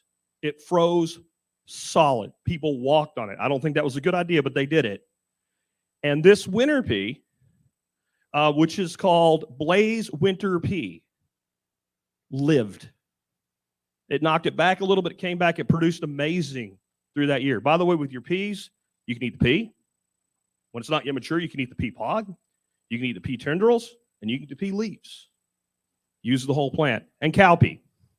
Do you guys know that it was one of the true survival crops for the southern states in the Civil War? When the Union began advancing into the South, they started burning the fields. Starve out your enemy, they'll surrender. It works. Time-proven warfare. They never burned the cowpea fields because they didn't know it was food. It's a regenerative crop. It fixes nitrogen. I grow it mostly for my animals. I grow it right to my food forest. I just throw feed out every year. I want to move into other plants that I grow. These are plants that I consider more for enhancing wherever you get the bulk of your calories. Things that make your food more enjoyable, that you eat great, like that picture I showed you. This picture here, these are called python snake beans. They're not really a bean, they're actually a gourd. They come, this particular variety comes from somewhere in northern India or Pakistan, they think, because we're going so back on the ancestral food that we're not really sure where these originally came from. These have been cultivated for a very long time. Americans don't know much about them. They taste sort of like cucumber and green bean. You eat it raw, tastes more like cucumber. You cook it, it tastes like the best green bean you ever ate. I cut some of these up and made them for my students this fall. You would have thought I threw down lobster and filet mignon. Even Ken Berry tore this plant up. Mr. Carnivore himself. His exact words are, that's damn good. Really easy to grow. If you grow them to maturity, they get about 5 times that big. They never get tough. You can always eat the outside. The outside will start to turn orange. You'll cut that off. It gets kind of nasty, like soft. But the inside of them, if you let them mature, goes to a red pulp. Each little red pulp thing, you pop the seed out to save your seed, and that pulp can be used like tomato paste. And that's how it's used, but where it's grown natively. I grow a lot of beans. I do not mature them into a calorie crop. I grow more like, you think of string beans, but I grow Asian long beans. Chinese red noodle. Favorite bean. You know why? I don't see really well. By the way, if you're here and you're trying to talk to me and you're standing over here and you think I'm a jerk, well, I am a jerk. But I probably just don't see you. My field of vision goes from about here to here. That's it. And so the red bean stands out in the wall of green. So I see them before it's too late. You can grow any of those, though. And you can probably end up saving seed and replanting it 4 or 5 times a season. It produces that fast. And you can find the ones that are best adapted to your property really, really quick. Peppers, I grow them all. If you can't grow peppers in Texas, something's wrong with your soil. Bad. Bad wrong. Tomatoes. Who here is from Texas and has trouble growing tomatoes? Who here from Texas and grows tomatoes with no trouble? Not many people either. Okay. If you have problems with tomatoes and you get the thing called blight, that's where your tomato plant starts to die from the bottom up. Here's your tip. When you're starting your plants, throw 3 aspirin tablets in the cup that you started that plant in. You can do that and you're in pretty good shape. But when you plant it, throw 3 aspirin tablets along with your compost and what have you in the hole. And then once a month, take 3 aspirin tablets, poke them in the ground around your tomato plant, water them in like they're fertilizer spikes. What I had been doing for the last 9 years, planting my tomatoes early, picking them till about July, getting tired of the blight, yanking them out and growing something else. This year I grew tomatoes till they froze to the ground. And all I did to change that was add that aspirin. It knocks that blight back. But I grow mostly cherry tomatoes. If you have problems with tomatoes popping, getting cracks, things like that in this climate, and you probably will, use things like Matt's Wild Cherry, Sweet 100 Cherry, and Texas Wild Cherry. Those are going to be your go-to super easy tomatoes to grow here. If you want a bigger tomato, celebrities about the most disease-resistant thing we have. Eggplant. Who here hates eggplant? Hates it. It's the spawn of, no, you're growing the wrong eggplant. If you think eggplant, you think that big, giant thing you see in the supermarket, you got to put salt on that and blend it out, and otherwise it has this kind of like ashtray taste to it. Try Asian eggplants like ping tong. One of the most productive things I've ever grown in my life, and it tastes like whatever you flavor it with. So if you don't like eggplant, you haven't flavored it with the right stuff. It also dehydrates very well. It's a great storage crop. And herbs and greens, grow them all. I probably shouldn't have to say that, but if I didn't, people are like, why don't you grow herbs? Now, here's my meat warning. I told you it's coming. I want to talk about small livestock. And I want to talk about building fertility and how small livestock add to that. Who here, though, owns less than 5 acres? Less. It's quite a few people, right? Except for the last one, any of these things you could probably grow on just about any size lot, depending on how creative you are. I have them ranked top to bottom here: quail, chickens, ducks, muscovies, rabbits, sheep. That's not on what I think is best. That's on how much food do you want to buy in versus what they can glean from your land or you can provide for them. The most productive thing you can do for meat and or eggs are quail. I knew a gentleman had 2 stacks of quail in his 1-car garage in Michigan that was producing over 20,000 eggs a year and 2,000 meat birds a year. That's not quite the way I would do it. If you look at the picture and the color of that meat there, these birds were actually pastured and tractored. Now, the reason I think they're so valuable from a regenerative standpoint of being able to be self-sufficient is a quail goes from the day it hatches from an egg to about that size for harvest in 6 weeks. Not doing anything special. 7 weeks, it'll start laying. Chicken will take you 22 weeks to start laying. And unless you're doing like the Franken chickens or whatever, it's going to take good 12, 14 weeks to be harvestable as meat. And I harvested all of what you're looking at there with a pair of kitchen shears. That's 11 birds. I timed myself to the point where I went outside and started working and came inside was about 20 minutes, and I was done. And I believe in using everything, so it's not in here, but we had the backbones. Those were for stock, livers, hearts, and the whole birds. But you're going to have to buy them feed. They're the bird you're going to have to feed the most. Chickens, I won't say a lot about that. I do want to tell you this. Anybody here know who Gordon Ramsay is? Very famous British chef. I was listening to him talk one time, and he was talking about a chicken that he had gotten, some special chicken, a breast chicken. He said it was the Rolls Royce of chickens. Then I learned from some YouTubers that there is now American breast chickens, which are just French breast chickens that we somehow stole from the French and got into our country. We have a whole Telegram community called the American Breast Chicken Group. I'm going to give you a page at the end where you can go find all my information. You'll be able to find that. But you might want to write that one down. It's a thriving, growing community where people, because we can ship eggs, are exchanging genetics and doing a lot of great work with these chickens. But chickens, a little bit more that you can provide food from your land or from waste streams. Then we move on to ducks. Duck farmer, love the duck. Best egg you will ever eat. Big thing on eggs. Who here has like an egg sensitivity or whatever, but maybe you ate like a quail egg or a duck egg and it went away? Probably has a lot to do with either the way you're raising it or the way your farmer's raising it. What do we put in livestock feed? All livestock feed for protein. Anybody know? Soy, including organic. So you buy organic eggs, you're eating soy. Whatever you think about eating soy for yourself, what do you think happens when you take soy, which is high in isoflavones, which are basically estrogen, and you harvest the ovum of an animal from a female that you're dosing with soy every day. You got an estrogen bomb. That's a big problem with commercial eggs. You get around it that way. Muscovies. Who knows what a Muscovy duck is? Muscovy ducks, kind of like a duck, kind of like a goose. I'm always doing this with their head and hissing. They make no real sound. This is good for your backyard, suburban yards. You can grow them on nothing but grass if you have good pasture. You do not need to feed them at all.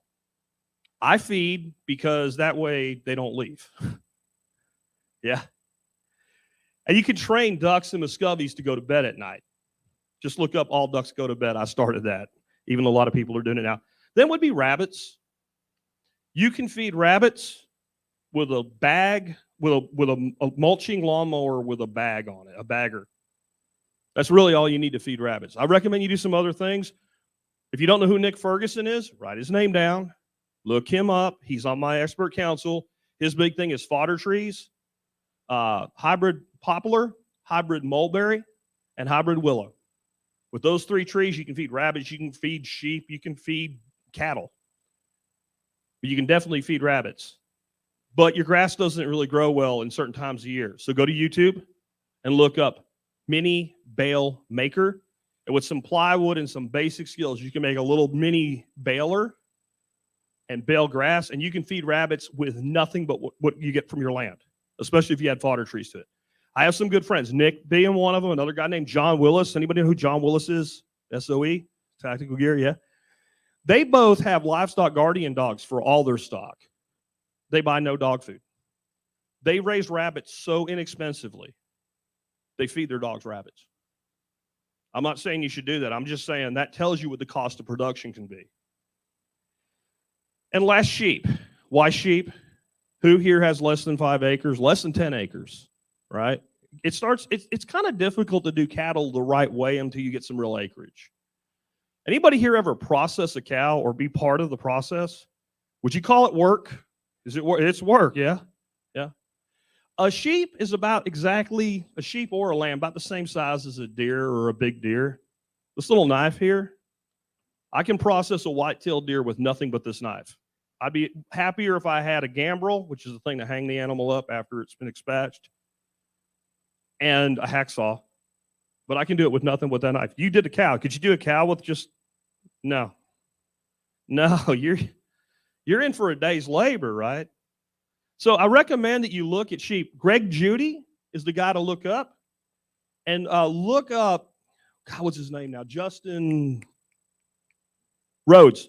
Justin Rhodes, Greg Judy. Justin went through about an hour of Greg's operation. You'll probably learn more about what to do to raise sheep effectively for lambs. And he raises all hair sheep, no wool sheep, than a lot of people that have been doing it a long time. Greg gives away everything. I met Greg first back in 2013. He's got the heart of a servant. He gives away every single bit of knowledge he has, and he refuses to charge for any of it. He's an amazing man. I want to ask you another question. If you know what this is, because you were around when I posted the picture, don't say it. Don't cheat the other kids. What do you think that is? It's a piece of meat, obviously. Where do you think it came from? What animal? Anybody know? No answers? Everybody afraid? Does it look like pork? Maybe like pork shoulder for you hunters that hunt feral hogs. That is a quarter of the back of a turkey. A broad-breasted bronze turkey. The easiest meat you will ever produce, the most efficient feed utilization you will ever have is that particular breed of turkey. I kept 3 from a batch of 12 I raised. I sold the other 9, and I got 75 pounds of meat. I don't mean carcass weight. I mean boned off meat from 3 turkeys. Half a breast would be between 7 and 9 pounds. 1 breast cutlass, 7 to 9. It was like a brisket. That is the most efficient feed utilization I know of. But you get none of what I'm talking about without fertility. And I hear all types of talk about fertility, but I'm a redneck duck farmer. I like to make things simple. And I like to break things down to easy to remember points. You know how you deal with the fertility issue? Build fertility. Who here bought a piece of land, decided to grow your own food, and the first year it was really, really hard? Has that happened to anybody? Few hands, yeah. You know why? Because your land probably wasn't under any kind of a management practice. So you first had to build fertility. because it wasn't there. But then you also have to do something else. There's a part people lose sight of. You have to hold it.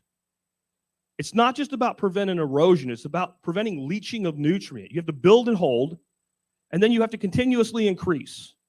Now you're regenerative and take away any of those, because you don't got it. If you don't build, you don't go anywhere. But build, hold, increase. So I want to talk about that. I want to talk about my compost method. Who here likes turning compost? You are sick people. Something wrong with you. It's work.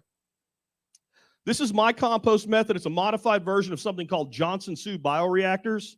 If you look to the back, you see a little red hut.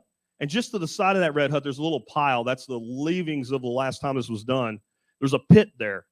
I feed all my kitchen scraps to my birds in that pit all year long. There's also a pond behind that fence, and I grow a highly illegal plant called water hyacinth in it. No reason it should be, but it is. Everything we eat eats water hyacinth. It grows like crazy. And all I do is stand with a pitchfork on the other side of that fence so the ducks can't get in the pond, and I just pitch it over the fence and the ducks eat it. I do that all year, and I do what's deep litter method in the duck coop, duck and chicken coop, which means I put down a layer of straw, and the ducks go in there, and they sleep in there, and they do their business at night, and it starts to smell. So then I put down a layer of wood chips, and it starts, and every couple, 3 weeks, I add another layer all season long till it ends up about 1.5 feet deep at the end of the year. We clean it out once. We make 3 of these. We put down a layer from the coop, and then we sprinkle stuff from that pit. And then a layer from the coop, and then we sprinkle stuff from that pit. That's just cheap goat fence, 3 foot high, circle about 4 foot, because that's how big I wanted them to be. And then those pipes, they're put down in through the compost. Every layer, you soak it like crazy. If you know what Johnson-Su does and you say he's leaving stuff out, that's what I do. I simplify. I figured out how to do this and do less work and get mostly the same result, because I don't have time to be out here turning compost or doing some of the things that Johnson-Su do. Once this is set up and it kind of starts to cook, you can throw a compost thermometer in it. A couple days, it'll be 140 degrees. It'll peak about 160. It'll never go over, which is great. It'll kind of form. You can then pull those pipes out. They don't have to stay there. It's actually good to pull the pipes out. You get better airflow through it. And then you just keep it wet. I take the little $8 round green sprinklers from like Lowe's, Home Depot, Walmart, set one on top of each one. I adjust them with a splitting valve with a little throttle on it where you can control how much pressure is. So all 3 of them go off. One $10 mechanical timer. I go out in the morning, let the birds off. I turn that timer to a minute. That's all I do. Johnson-Su does drip irrigation and timers and I don't have time for that. I'm a redneck. I don't know how to do all that. The one thing I did do this year differently is I wrapped it in weed blocker on the outside, because when I made this, the outside inch didn't compost. So we'll add that one thing. I took everything out. That was the only thing I think I needed to add to fix it. Compost that comes out of this. It is like nothing you have ever seen before in your life. You can pull it out. It's crumbly when it's kind of dry. You can dunk your hand into water, so completely submerge it, totally saturate it. It'll form a ball like clay, but it'll still crumble apart. I've never seen anything like it. And the results in my plants, you get a plant starts to look a little bit sick. You get a ball of it, dig a hole by the roots, pop it in there, and in a day it starts to turn around. I don't know exactly what's going on. I'm not sure. I've had some people look at it under a microscope, and they, soil scientist types, people have taken Dr. Ingham's course, and all they've said is whatever you do, keep doing that. I've never seen compost when it's hot flush fungus out the side. This does that. It'll be 160 degrees in the center, and you'll have mushrooms popping out the top and the sides of it. I don't know where they came from because I didn't put any mushrooms in there at that point. What does Johnson-Su do when it's completed and it's ready to basically go to the next level? It's the heat process is done, and your heat comes down to where your compost thermometer says about 90 degrees or lower. Puts earthworms in it.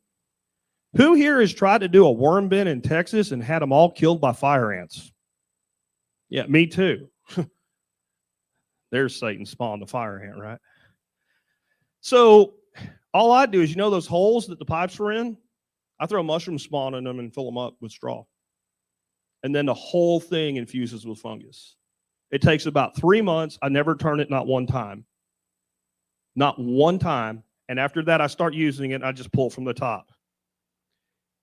I really started learning about biochar in the last couple of weeks. And I had students come out, and we built 3 of those before I was done learning about biochar. I should have put biochar in there because of what I'm about to tell you next. Biochar is the future of agriculture. If you care about carbon in the atmosphere, it is the future of getting carbon out of the atmosphere. And if you've heard bad things about biochar, we're going to cut down all the trees. There are more waste streams to make biochar out of. We 14 times what we could possibly need. Every time you drive past a brush pile, it could be biochar. Every time you eat pistachios and throw away the shells, it could have been biochar. If you use a living Christmas tree and you throw it away at the end of the year, it could have been biochar. You trim your trees, that could be biochar. I have a tremendous number of trees on my property I trim every year. All of that becomes biochar with a simple little kiln. Very, very easy to do. You break it up. But I was taught, and this is part of why I never got into biochar, you got to charge it up with nutrients, man, or it'll leach nutrients from your soil. It's not what it is. It's not what it is at all. You have to make it habitable. Biochar does nothing for the fertility of your soil directly. It's inert carbon, but it locks up for over 1,000 years. It doesn't get released. If you put organic matter in your soil, it will continue to break down, and it eventually releases carbon back out to a large degree. Biochar will be there when your great-great-great-great-great-grandchildren are around. It'll still be there, but it needs to be habitable. We need to lower the pH because it's about 8, not because it'll jack up your soil. We need to do that because the microbes don't want to live in it with a pH of 8. And we need to make it not hydrophobic. Hydrophobic means it repels water. You want it to pull water in. Once that's broken, a pound of biochar will hold 7 pounds of water. Say that again. A pound of biochar will absorb and hold and slowly release 7 pounds of water, almost a gallon. So if you put 100 pounds of biochar in your garden, maybe your irrigation will be a little bit less demanding of you. Yeah. Well, all you have to do to get everything super sweet with biochar is break it up in little bitty pieces. You know how you do that? Steel makes this leaf blower, big old awesome leaf blower. It's got a bag on it. You turn it from suck to blow, from blow to suck, right? Anybody know the movie? She's gone from suck to blow. You either know or you think I'm a pervert. It's a movie. It's funny. It really is. Trust me. So you switch it to suck, and the biochar is so fragile, when it goes through the impeller, it breaks up into about 1 to 10 centimeter size, 1 to 10 millimeter size, which is the perfect size. And the bag is a super filter, so you don't get a bunch of dust. And you dump it into whatever container you want, and you put it in your compost. One thing with biochar, you can eat it, totally non-toxic, and maybe you should. I definitely am going to start adding it to some of my livestock feed. It absorbs toxins. Our government says we shouldn't feed it to livestock if the livestock is going to be used to produce products for people. But anybody want to guess my rule with the government? Whatever they say, do the opposite, right? California, of all places, has actually made an exception to this for livestock products in their state, and they've got great results with reduction in a lot of problems in their livestock. But there's one place it doesn't belong: in your lungs.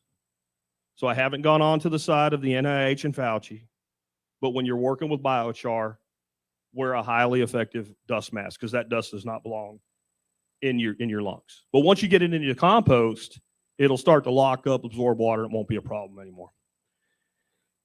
And the reason I started digging deeper into biochar, anybody here ever read the book 1491, America Before Columbus? Anybody read that book? Read that book, 1491, America Before Columbus. Terra Preta. This is how ancient societies in Amazonia created soil that still grows fertile today, even though it hasn't even been taken care of in hundreds of years. They did low temperature burns. They made pits. They threw all the woody material in the pit. They set it on fire, and then they threw green material on top of it, choked the fire out, and then spread it out. They built it at about 1 centimeter a year on mass scale, and there's places where it's 2 meters deep. Anybody want to do the math and say how many years they had to continuously cultivate to get that? be 100 years. Metric system's easy, even though we resist it. And we can combine this with silvopasture, which is where we grow trees and we intergraze. Remember those fodder trees? We can do fodder trees and silvopasture systems. And then we can take the trimmings. When you take fodder from the tree to feed your animals, you end up taking material that's too big for the animal. There's your biochar. Now you grow more healthy grass, you grow more healthy cattle or sheep or any other pastured animal, and you have a closed loop system. That's just one application of that. And that brings me to something. When I mentioned biochar, I mentioned there's some people, especially in the permaculture movement, really upset about this. They want you to believe that pristine wilderness, especially like the Amazon, that's the way you don't touch anything. This is something we have still an arrogance in us today, even though we don't realize it. The reason we ever believed that is the original colonizers couldn't see that these people that lived here knew something they didn't. They built this incredible system where soil is so fragile, and they were able to have hundreds of thousands of people living in places that we don't even think can support life. And the latest research says the whole Amazon, or at least a large part of it, was likely designed and planted by man's hand. We do not have to be a destructive force. We are not apart from the wilderness. We are not apart from nature. We are not native to this planet. I am as native to this planet as an elephant or a deer or an elk or a buffalo or an apple or an orange or a blade of grass. And so are you. We can co-create. And that's about the application of technique versus tactic. A biochar would be a piece of a technique. Composting is a technique. The tactic is the way that you apply it to the landscape, the way that you create with it. That's the important part. Anything can be used as an excuse for evil. Anything can be used poorly. Be very careful when you latch on to an idea, like I'm about to show you, like a swale. The way you implement it, the tactical application of the technique is what's important. Back in 2013, we moved on to the piece of land you're looking at now. This is about a 3/4 acre piece of it. All in, it's about 3 acres. We call this the Eastern Forest. And those are some swales that we had put in a few days before this picture was taken. So this is late fall 2014. We put swales in. We got a great big rain. We did a cover crop seed. We had not planted any trees yet because I honestly didn't have it in the budget at the time to put the trees in. Just cover crop, get the swales in. We did the trees that spring of 2015. We used a lot of the stuff that I would talk to you about today. We were very tactical in our implementation of technique. The place that I live, 5 inches of soil, solid rock. I mean, like a parking lot. It is harsh. This, every time I look at this picture, it hits me emotionally. Not this one, the next one. And I did this. I actually had these 2 pictures made into a single picture that didn't display well in a slide. I did this so whenever I get disgusted, whenever I have a bad year, whenever I have something go wrong, I remember why I'm doing what I'm doing. That's 3.5 years. 3.5 years.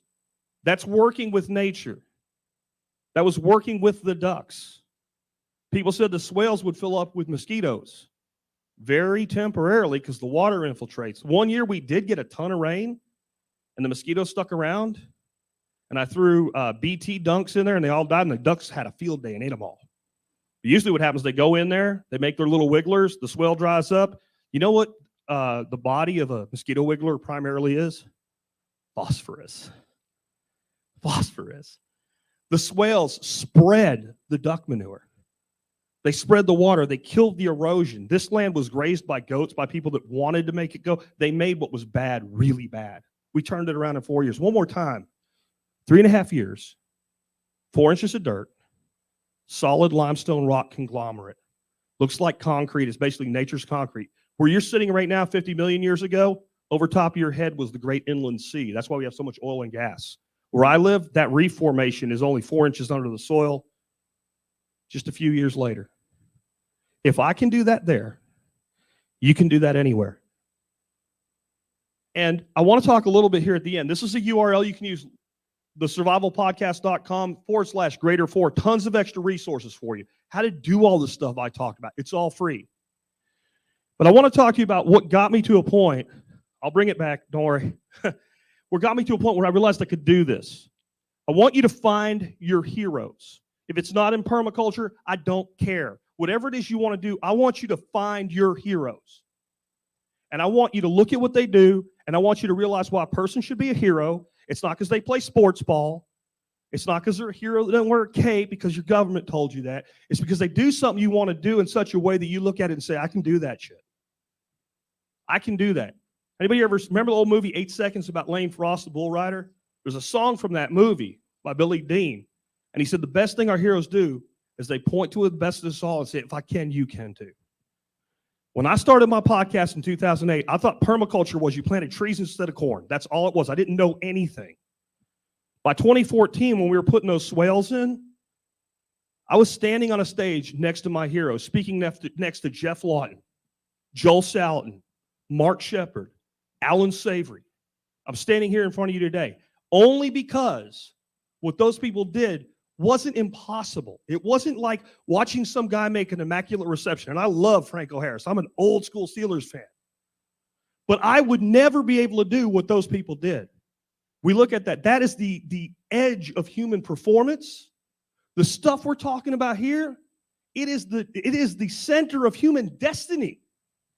This is our planet. We're part of it. They don't get to make these decisions for us. And we can sit here and talk about Satan Schwab and the WEF and all of that, and we can very, very quickly fall into using it as an excuse for inaction. Go home and do something. If it's not this, I don't care. We need tech people. We need crypto people. We need legal people. We need finance people. We need a complete new community. And you are it. There is no second tier coming. You are it. Go make something happen. All right, Mr. Spirko, give it up for Jack. Yeah. Good job, brother. That's all right. It's all right. Okay, cool. Wow. Good man. There's your laptop, Mr. Jack. You're my hero, Jack. I saw him post that picture on social the other day. I was like, that's his freaking property, isn't it? Wow. His workshop's over there. Give it up for one more time for Jack Spirko, ladies and gentlemen. Okay, before we kick it back to Mexico and hear from our final speaker today, which is going to be a very special presentation, we're going to play one more sponsorship. I was going to say advertisement, but we're sponsored. And this is actually Ramiro Romani's company, Above Phone, an incredible de-Googled privacy phone. Now, at first I had hesitation and an objection about these phones. They got to be too complicated for most people to use, Ramiro. You're going to run into some friction there. Well, my lovely wife, Rebecca, I don't know if she's around. She's not the most tech-savvy person.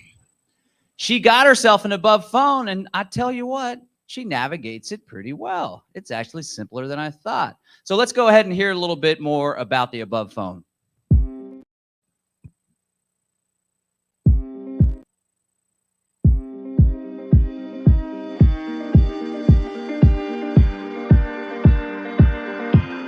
I'm going all the way up. I'm going all the way up. I'm letting go in my heart of everything that holds me down. No, no.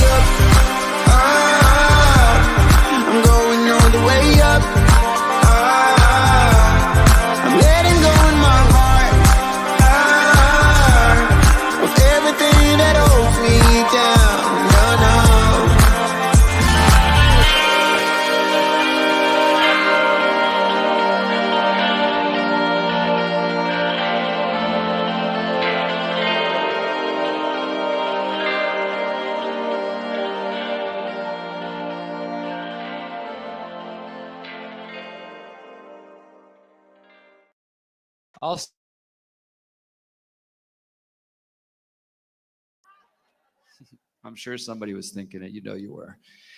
I love you, Ramiro. And I'll just add to that. This is not even an ad. I'm just telling you. Miriam uses that phone as well. We traveled all through Mexico and U.S. Those of you who know, we did 2 speaking tours last year. And we used organic maps the whole way. No Google Maps, no tracking everywhere we go. It's possible. And the whole week, today's permaculture and food independence. Tomorrow, it's about building parallel networks. Thursday, we're going to get into take back our tech, getting off big tech. That's what Ramiro is going to be presenting. We're going to be hearing from people who are building laptops that are free of Google, Apple, Microsoft, cell phones, all kinds of digital tools. And just like we're talking about food, we're talking about health and all these areas, the tech side is extremely important. Many of you still I got the registration list. A lot of you are still using Gmail. And that's the simplest thing you can take a step. We got to think holistically, right? So we'll get more into that on Thursday. Before we get to Lila and what I'm sure is going to be an amazing presentation, last thing I want to mention is just to remind you, for those of you who are interested, Miriam played our amazing video for the Conscious Agora. Did anybody see that yesterday? The Conscious Agora project we're launching. I encourage you to check it out. You can find it at fundraiser, fundrazr.com/Conscious Agora. You can watch that video. You can learn more about our project. And I'm going to be telling you guys more about it throughout the week. Tomorrow during my presentation, you'll hear a lot more about it. But the land that we are seeking to work with here in this region is about 2 hours away from us here in Morelia. It's up in the beautiful mountains, springs, waterfalls, all kinds of great things, fruit trees. And our vision is making this Conscious Agora 0, the first one. And then from there, building out. And like I said yesterday, we want this to be a model that I don't plan to monetize. I want this to be a model that can be released as a PDF or a video series or whatever. Here's all the steps we've taken. Here's the conflict resolution process we're using. Here's the decision-making agreements we have. Here, these different things that I've learning from my elders and from other people who have done this before me here in Mexico and elsewhere, and then incorporating some of our own ideas. So we're looking for people who want to invest in this project, who want to contribute. And I know there's a lot of questions, so feel free to come find me, Miriam, or any of our partners in that project. I appreciate you guys for that. So, earlier today we had a comment on the Telegram that I'm going to address right now because I think this is the perfect time. There's people this person said, how dare you guys come to Mexico and you don't care about the local culture, the local population. You're not paying respect to the indigenous people in the land. And, I understand people who maybe have that concern because this is a concern I share, having spoken at a lot of different events including here in Mexico, who don't necessarily reach out to the local population, who don't make the effort that I know we do. For those of you who don't know, you see that box right there?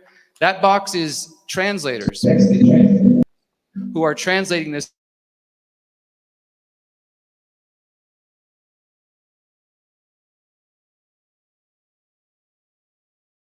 locals on every aspect we can here. So I just want to make that clear in case anybody does have that concern. Know that we are attempting to go above and beyond in every area and always wanting to improve to make sure that we are incorporating. This is not an expat movement we're trying to build, just FYI. We love all of you coming from elsewhere who are here and maybe considering making Mexico your home or even just visiting.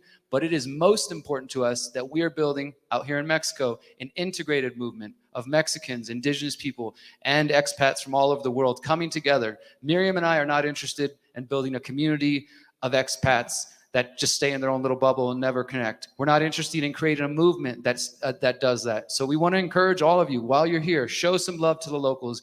Please treat them with respect. And absolutely, we pay respect to the Purépecha people of this land who have been fighting for their rights for thousands of years and continue to today. So I just wanted to make that clear. And with that, we reached out to Dr. Lila June Johnston. I did because it is important for me while we're talking about permaculture. You heard Jack say and a few others pay tribute to the fact that permaculture really comes from indigenous methods of teaching. For example, here in Mexico, people have been doing swales forever before somebody came along and gave it a name, right? People have been doing these practices. And in fact, just a little bit of brief history, back in the 50s, it was the Rockefeller Foundation and this scientist who came down here to Mexico and told the indigenous farmers, you don't know what you're doing. Here's some pesticides and some GMO seeds. We'll teach you how to farm, right? So it's important that we recognize indigenous systems that have existed for thousands of years and the importance of that. So Dr. Lila June Johnston, she's an indigenous musician, Maybe she'll do a song for us. Author and community organizer of Dene, Cheyenne, and European lineages. Her multi-genre presentation style has engaged audiences across the world, including right here, towards personal, collective, and ecological healing.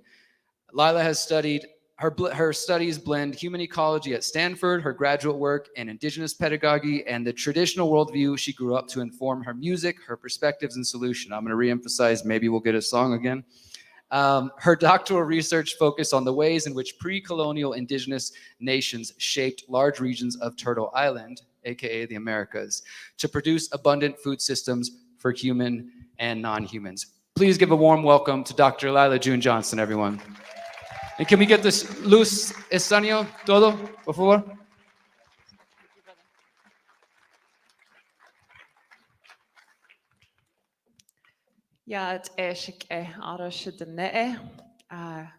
Greetings, my relatives and my people. I am from the Nanisht Ejetchachitni clan of the Dene Nation. We are also incorrectly known as Navajo, which is not our real name. That's one of those many colonial misnomers. I get this clan from my mother. In American culture, we get our last names from our fathers, but in Dene culture, we get our last names from our mothers. We are a matrilineal, matrifocal society. My second clan is my mother's, or rather my father's mother's clan, which is the Tsetestes Bashishchi, which is Southern Cheyenne. She was from Anadarko, Oklahoma. My third clan is my mother's father's clan, which is Ashihe, the Salt clan of the Dene. My fourth and final clan is the patrilineal one, my father's father, which is the European clans. As far as I know, Scottish, Scandinavian, maybe other stuff, I don't know. In this manner, I present myself as a Dene woman. So happy to be here. I've been enjoying all of the conversations. I study food systems, but the funny thing about being a PhD is sometimes the more you study, the less you know, because you're so laser focused on this.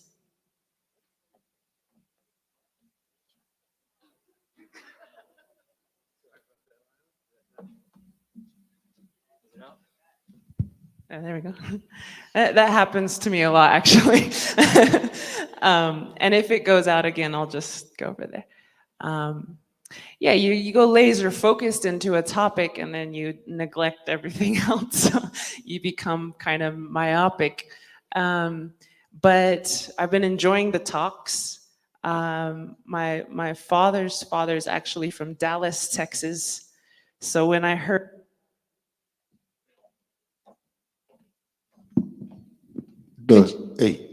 could you bring me another one of these, pretty please? Thank you so much.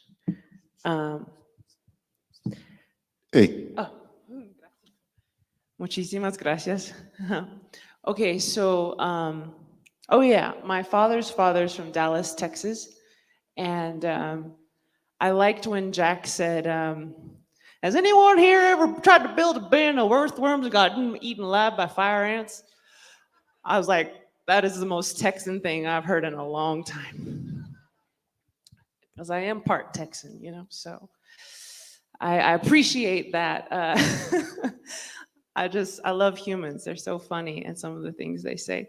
But I really appreciated your talk, Jack, if you're out there. And I think you kind of queued me up quite well, actually, by mentioning 1491, because that's what I'm about to talk about.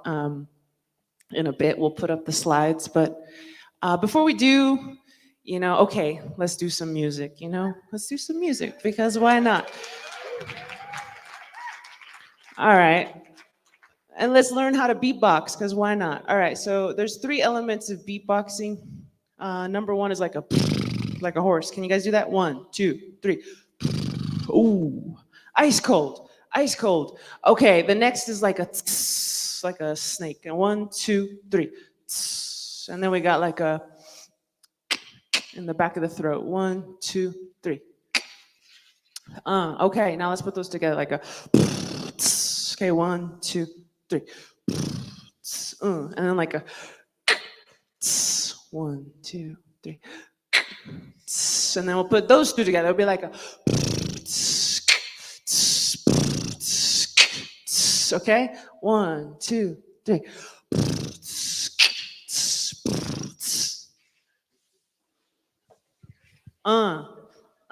Okay. Now let's try like a.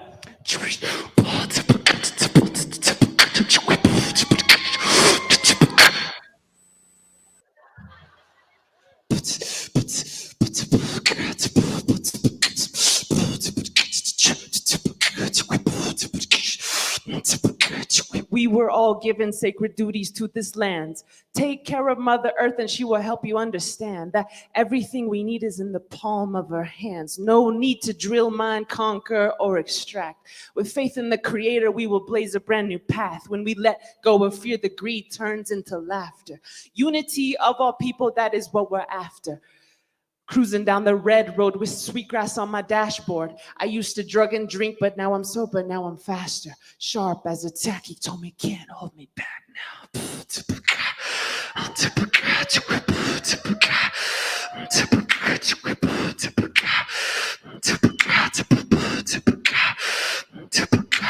I just want to build a new world for my children.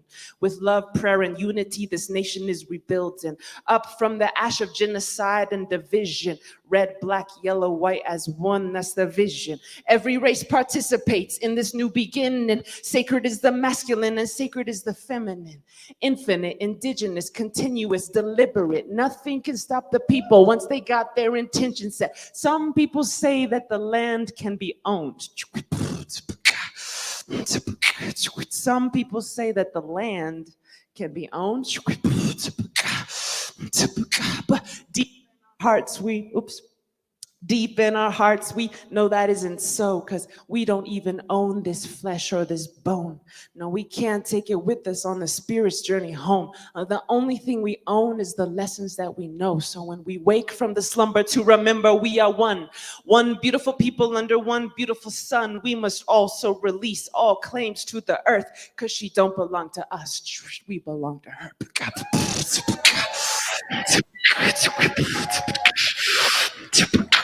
Mother Earth was meant to be a place where we could learn. We pray to Heirloom for a blessing on the world. We practice Satyagraha because violence doesn't work. We pray for those who are injured and those who endure. I'm going to repeat that line. We pray for those who are injured and we pray for those who endure. Unconditional prayers for the whole wide world. We sun dance year round. Yeah, we let the sage burn, because when we pray for the people, we will start to understand what it means to be true woman, what it means to be true man. Cradled in the arms of the sky and the sand, just a strand in the tapestry of the master plan. Because together there is nothing that we cannot achieve. Together there is nothing that we cannot achieve. Can I hear you guys say that? Together there is nothing that we cannot achieve. Together there is nothing that we cannot achieve. Together there is nothing that we cannot achieve. Find love, find healing, find unity. Honjon nahasling, honjon nahasling, honjon nahasling, honjon nahasling.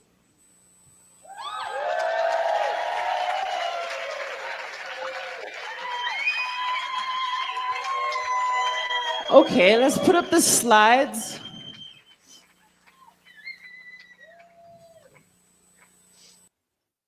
Yeah, I'm excited to talk about this because for a lot of reasons, really. Partly to debunk the myth of the primitive Indian. For a long time, the world has called my people primitive. They've called us stupid. They've called us savage. They've called us simpletons, nomads, hunter-gatherers. This is all a colonial narrative designed to disempower, disenfranchise, distort who and what we are as Indigenous peoples, to make people feel a little better about the fact that they wiped out 98% of us. And this hasn't just happened to to my people on these continents, but it's happened to the Irish, it's happened to the Scottish.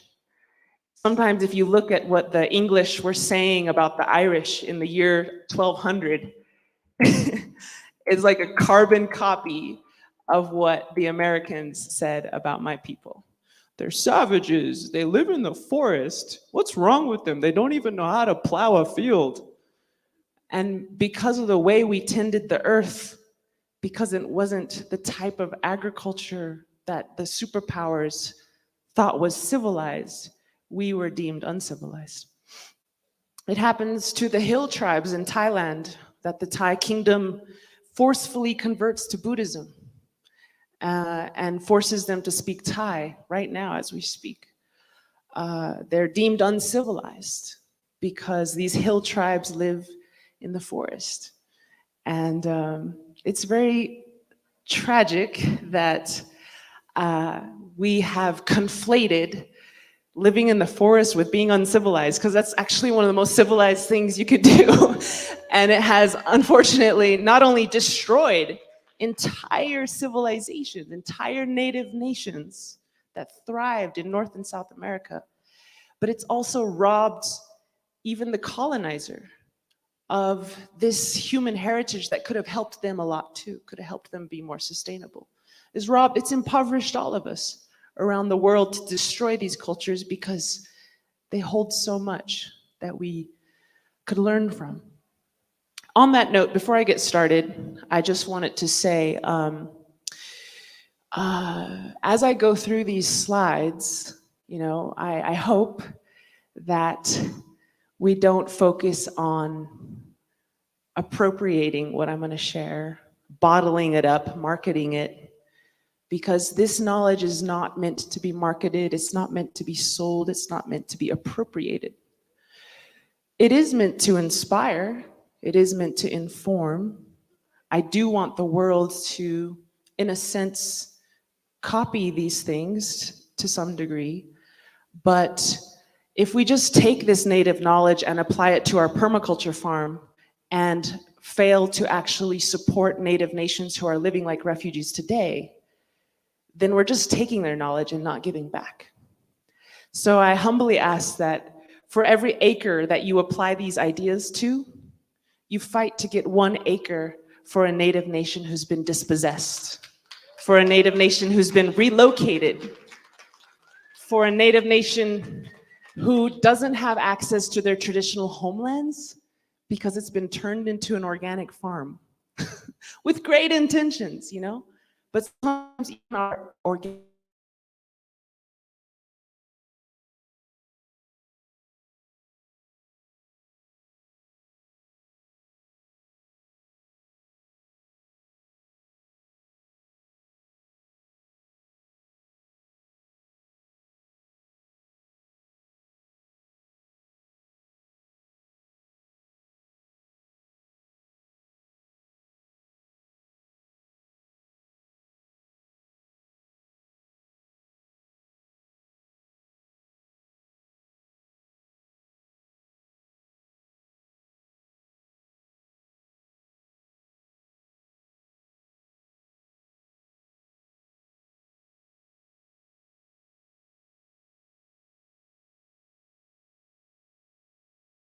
Okay. All right. Okay. Hey there. All right. So we, I don't know if they're going to come back. If they do, then they'll pull me off and we'll continue to hear from this incredible speaker. Give it up for Lila June, ladies and gentlemen.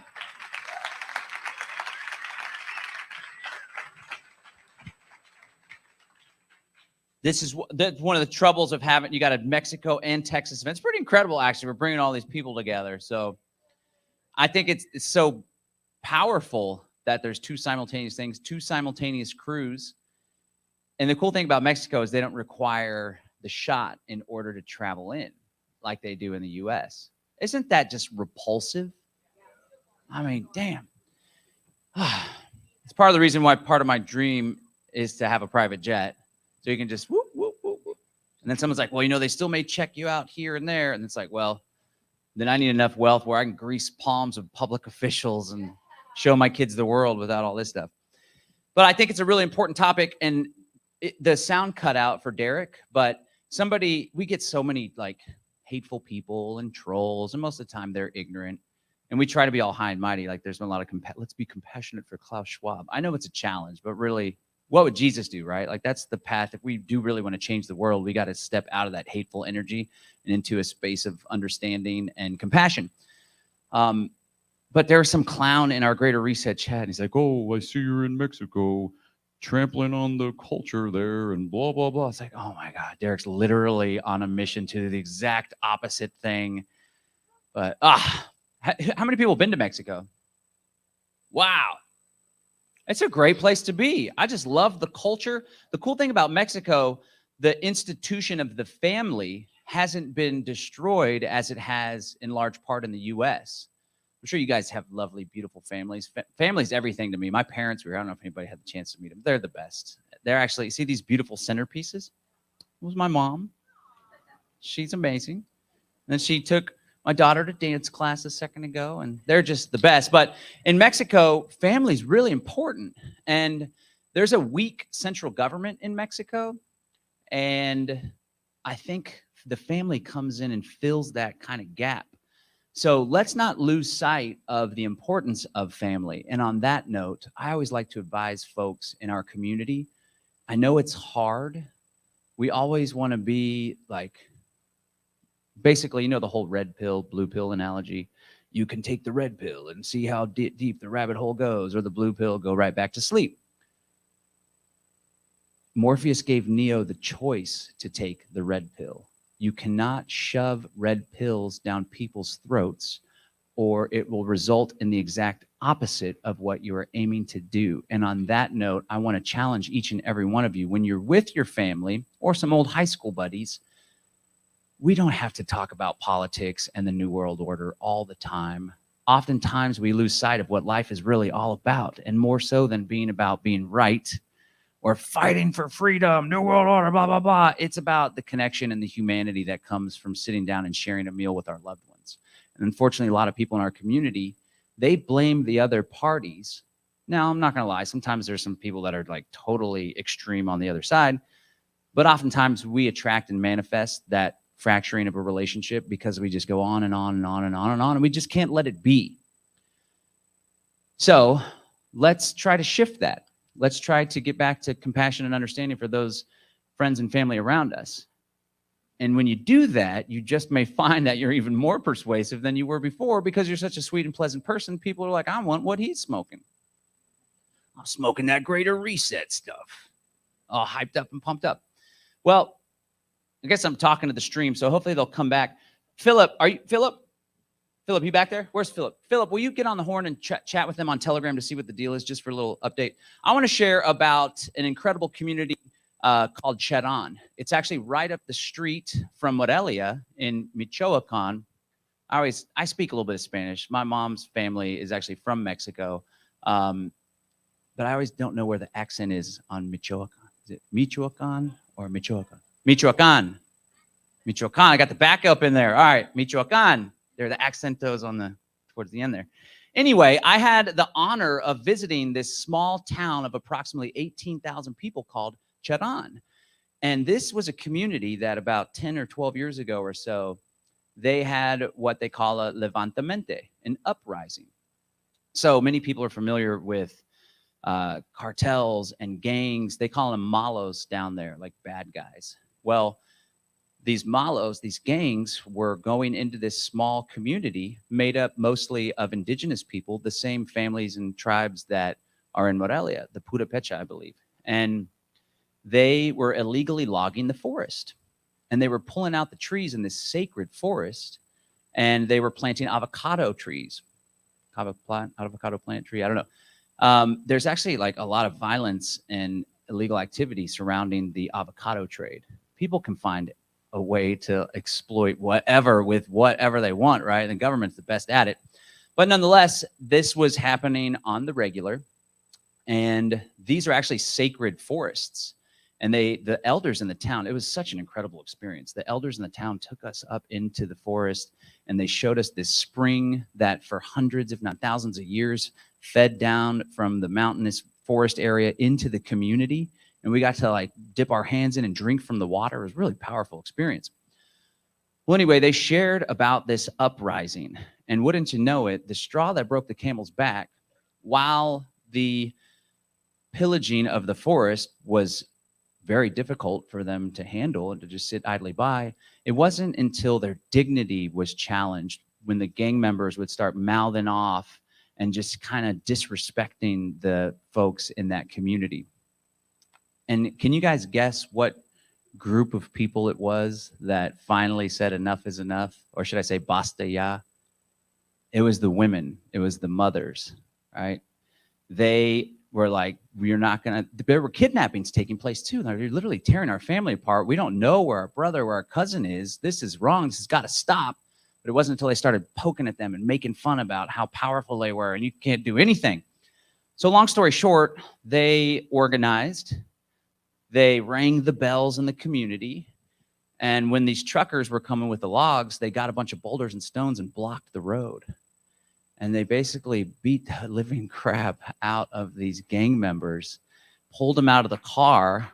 They even like strung up their bodies. They didn't hang them, but they even strung up their bodies on a pole and dropped them repeatedly because these folks were outraged. And that was the expression of that anger.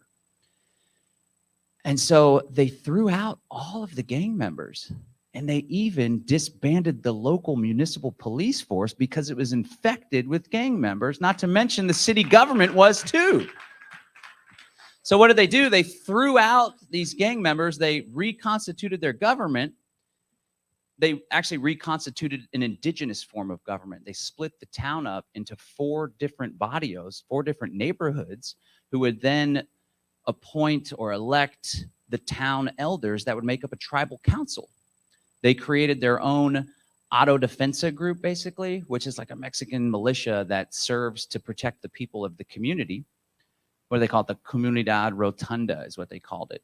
And they set up checkpoints on the outside of the town to make sure no more gang members got into the town. You want to know what else they banned from the town? Political parties. Because they knew for so long the political parties only served to divide their families and their communities. This is a living example right now of a community of people that rose up in opposition to evil and took the power back. And I think there's a lot that we can learn from this community. After I returned from this incredible experience, I started asking myself, like, why can't we experience that here? And one of the realizations that I had was that, you know, there's a lot of alt-right folks that are like, you can't have this stupid idea that you can only have liberty in European countries because the Anglo experience and all of the Enlightenment, blah, blah, blah, blah, blah, blah, blah. It's just like closet racism more often than not is what it's there. But I had this realization that perhaps one of the reasons why that community was able to come together in resistance and get on the same page was because they were culturally homogenous. And these families, these bloodlines existed in that area, in that region, not for tens of years, but for hundreds of years. And it's these same bloodlines that not only rose up against the Malos in the present day, they also fought back against the Spanish Empire when they came and raped and pillaged the Mexican people. And even before that, they fought back against the Aztec Empire. Now, of course, they didn't win these battles, but they sure as hell put up a bigger fight than a lot of the other areas of the country. And so I got to thinking, well, in the United States, you know, I know this is a global audience, of course, but this is my experience in the West, in the US, there's a lot of different types of folks and a lot of different backgrounds and a lot of different cultures. But I got to thinking, what if we could all unite behind our common reverence for freedom and respect of one another?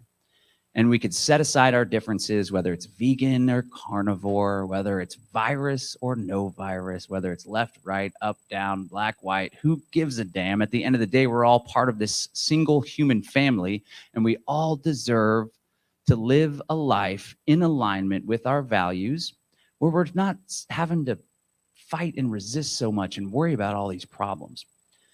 So let's rise up. So yeah.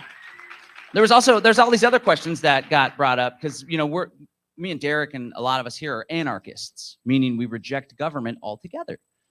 But Chadhan actually does have a government, but it's a government for the most part that works, and that's in alignment with their values, and that's very representative of the people. So one thing that we preach, it's kind of like an anarcho-tolerance. We don't aim to take government away from those that love government. We just aim to be left alone. Like my friend Ernie Hancock says, there's two types of people in this world: those that want to be left alone, those that just won't leave you alone. And so the work that we're trying to do with the Greater Reset, with the Freedom Cell Network, is to create opportunities for us to be left alone. Create opportunities for us not only to experience freedom in our lives, but also to experience freedom and peace at the same time. There's a lot of talk about PMAs and sovereign and in the private and all this stuff. And one of the challenges is, I know this from my own experience because I try to do the right to travel thing. So if you look at the Texas Transportation Code and search the definition of a motor vehicle in Black's Law Dictionary, a vehicle is an object that's used to transport goods or persons. The word transport is when you get the transportation of goods or persons by a carrier. A carrier is anyone that moves goods or persons for a fee. So if you're not moving people for a fee, like an 18-wheeler, even an airplane, commercial airline, commercial, right, commerce, then you're not in a motor vehicle. You're in an automobile. Oh, it looks like we got Mexico back. Do we have sound? Where the topsoil, the A horizon, is 4 feet deep because of this constant, incessant, periodic prairie fires, right?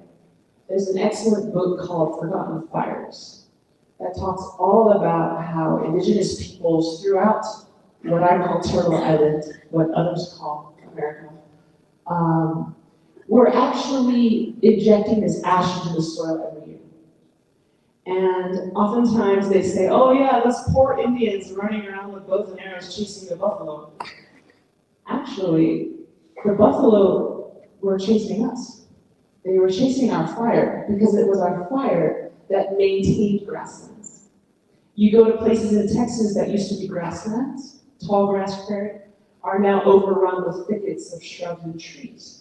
Because when you don't burn and you let Mother Earth do her succession, you actually lose tall grass prairies, which is one of the most endangered ecosystems in what we now call America. So that was my opening slides, was the Shawnee chestnut forests. These chestnuts used to feed indigenous peoples from Maine down to Georgia and westward to, I don't know, I'm guessing at least Kentucky, probably further west. And so these chestnuts used to be our sacred relatives. The American chestnut is now almost completely extinct, unfortunately. It was wiped out by a blight in the 1800s because Americans didn't know how to manage chestnuts.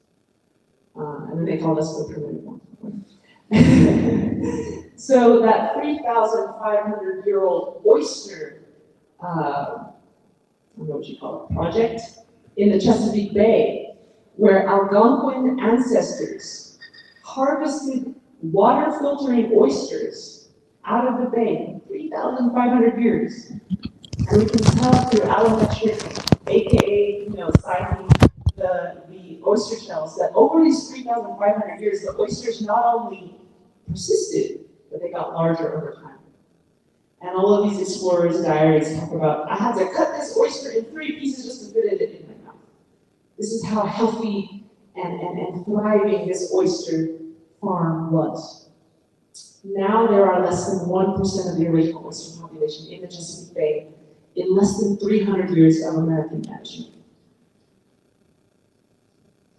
So the Smithsonian published an article that said, ancient Native Americans may have the key to sustainable oyster management.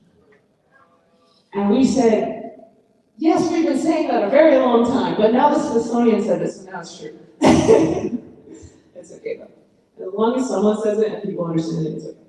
Okay, now the next slide that I went into was a 6,000-year-old eel farm in Australia. Eels are a catadromous species, meaning they spawn in the ocean and they go up freshwater tributaries to hang out and mature. opposite of the salmon, which are non-German species. So eels come and go through the rivers to the sea all the time. And the Gunditjmara indigenous nation of Southeast Australia, they saw that over time. You know, when you're there for tens of thousands of years, you kind of notice some things. You're like, oh, these eels are coming. So they built this massive eel aquaculture farm, you could call it, whereby they would funnel the eels into little pools so they could actually have an eel harvest year-round. They would assist certain eels to go back to the ocean to spawn so that the cycle would continue. And they were not hunter-gatherers just spearing an eel hoping to, or whatever. They were actually, in a sense, cultivating this eel population, expanding it. And they did so with profound, and they continue to do so actually, with profound love for these eels, whom they see as their relatives, the relatives of humans. It's sacred. And so UNESCO has recently turned this into a World Heritage Site, where they noticed that the first agriculture in the world did not happen in the Fertile Crescent. Again, another colonial narrative, I think.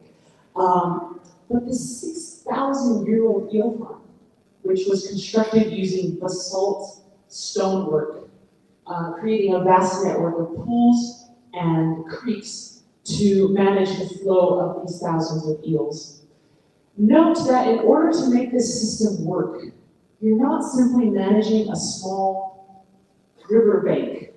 You're managing an entire ecosystem from the ocean, the reefs, everything, all the way up those rivers to the headwaters. So this is the difference between indigenous food systems, I have found, and the type of food systems that you and me grew up thinking about, which is that they are not small pieces of land where you fence off an area and you grow some food. These are bioregional systems. These are ecosystemic systems.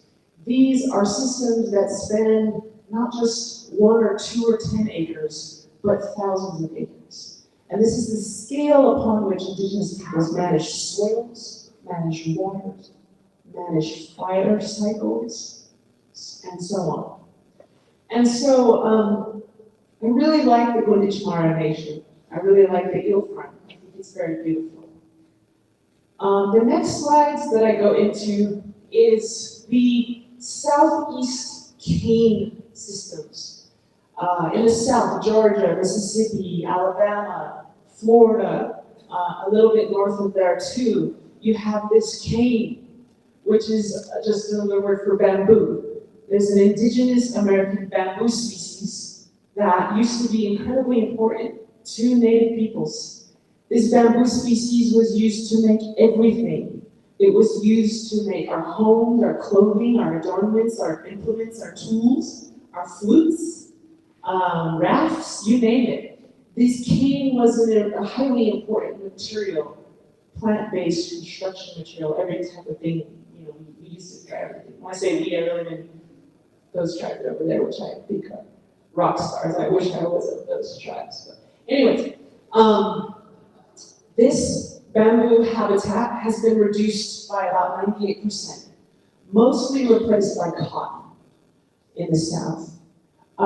This bamboo species is part of their soil management strategy because, interestingly, these bamboo groves, which grow about 3 times higher than I am, if not more, and are very massive, these bamboo groves depend on disturbance. In other words, they depend on a flood, they depend on a fire, they depend on something knocking it down to keep going. And here's why. Because when you leave the cane break, they call it cane break, when you leave it alone, it grows and grows and grows and grows and chokes itself out. Because there's only so much sunlight and nutrients to grow around. And these things grow fast.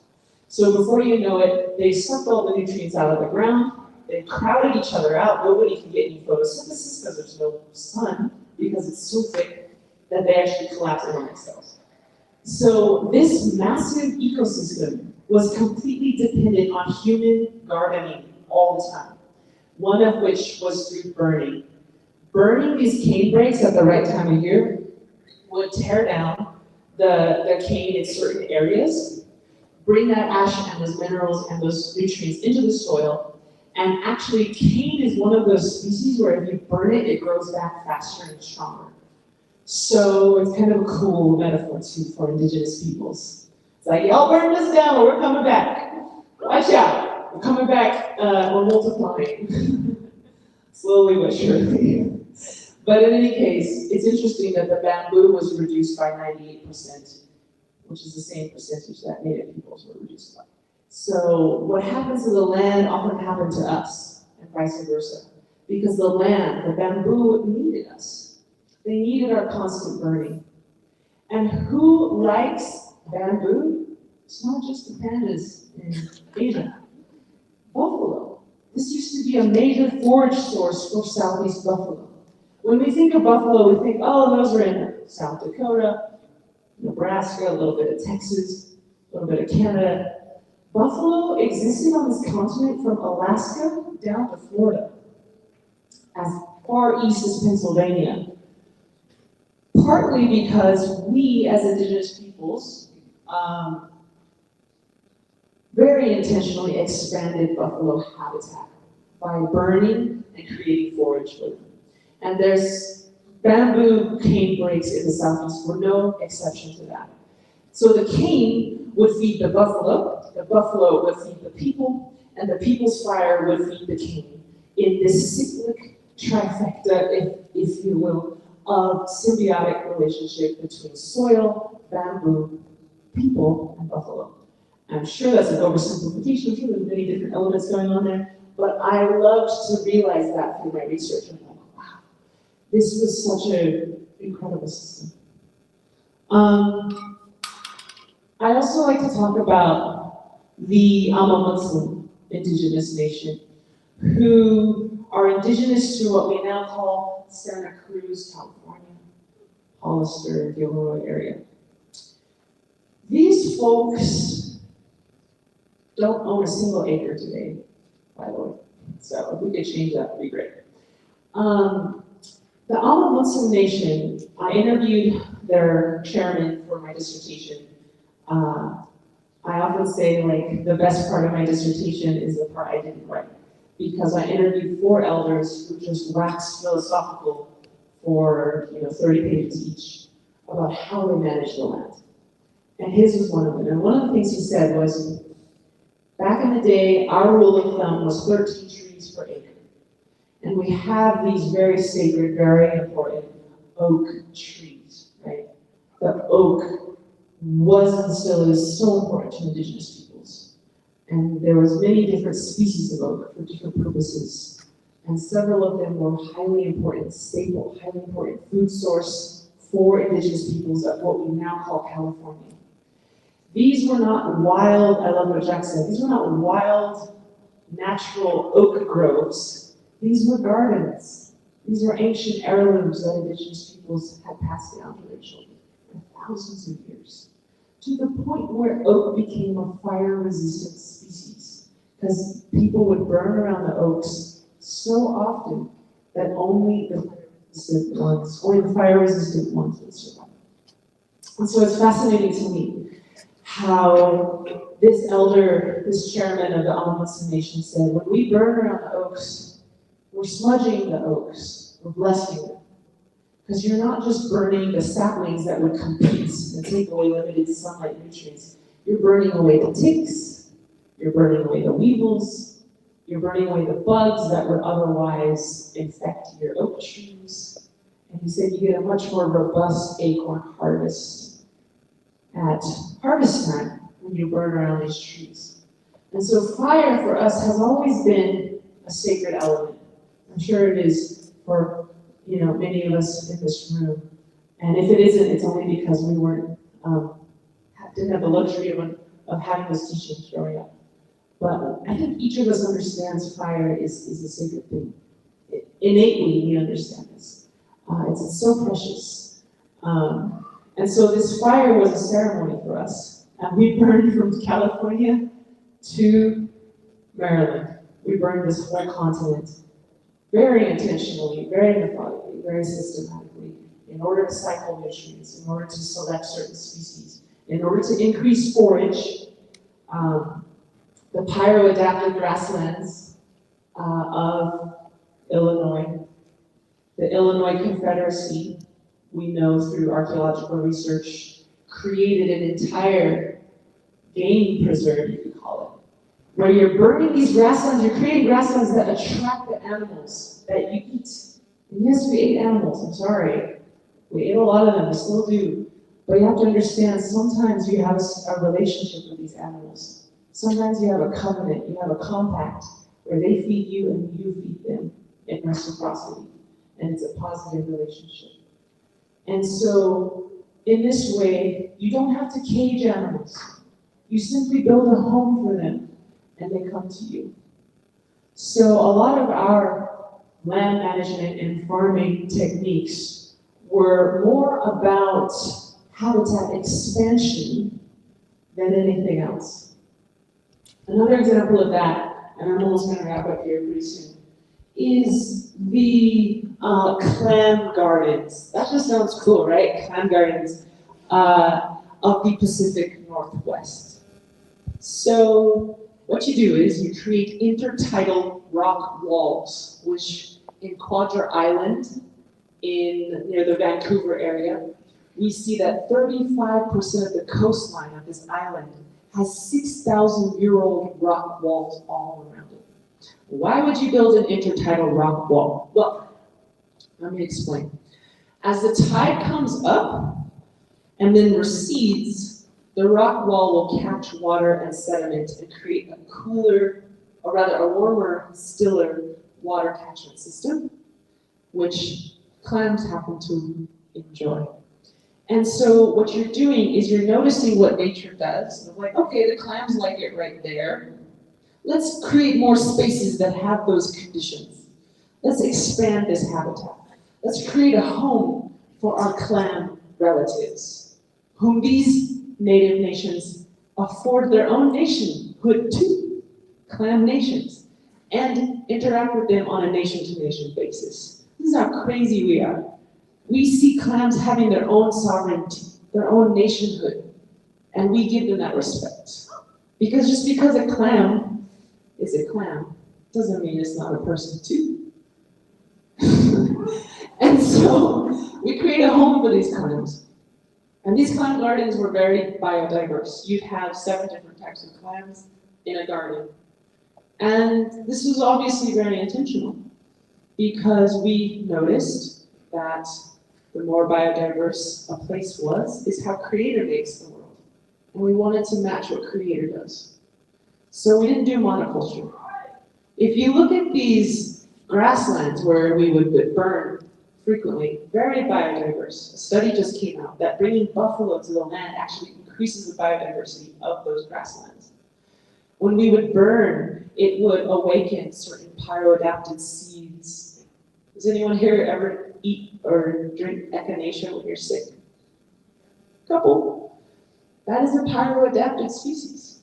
That species thrives after fire. Why? Because native people were always burning everything. I know that sounds scary to our Smokey the Bear child self, but it's actually incredibly important that we bring fire back to the land. There's an author, Stephen Pine, who writes a lot about anthropogenic fire.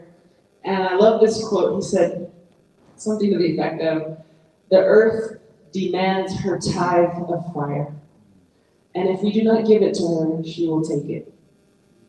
In other words, we can either burn seasonally, or we can have catastrophic fires. You guys can choose which one you want. The fires in California are not just a product of climate crisis. They are also the product of hundreds of years of prohibition of indigenous fire, starting with the Spanish who came in. God bless them, they knew nothing about land management. So all these darn Indians are burning again, make them stop. And they actually punished us, they penalized us, they incarcerated us for burning. This is how our burning practices were illegalized and prohibited before America was ever even a country. Then you have Smokey the Bear come in. God bless him, good intentions. He don't know how to manage land either. Smokey the Bear and fire suppression has created these thickets of trees that we call forests, which are, if you notice the US Forest Service lands, these pines just shoot straight up, they're skinny. Why? They're all bunched together fighting for the canopy. They want sunlight. They're not allowed to billow out because they're not spaced properly. And so what you get is a lot of tall, skinny, immunocompromised trees competing for limited nutrients and water and sunlight. You have a whole bunch of sick trees instead of a few strong, healthy trees. Put climate crisis on top of that, they're even more dried out, and then you get a recipe, a tinderbox for catastrophic fire.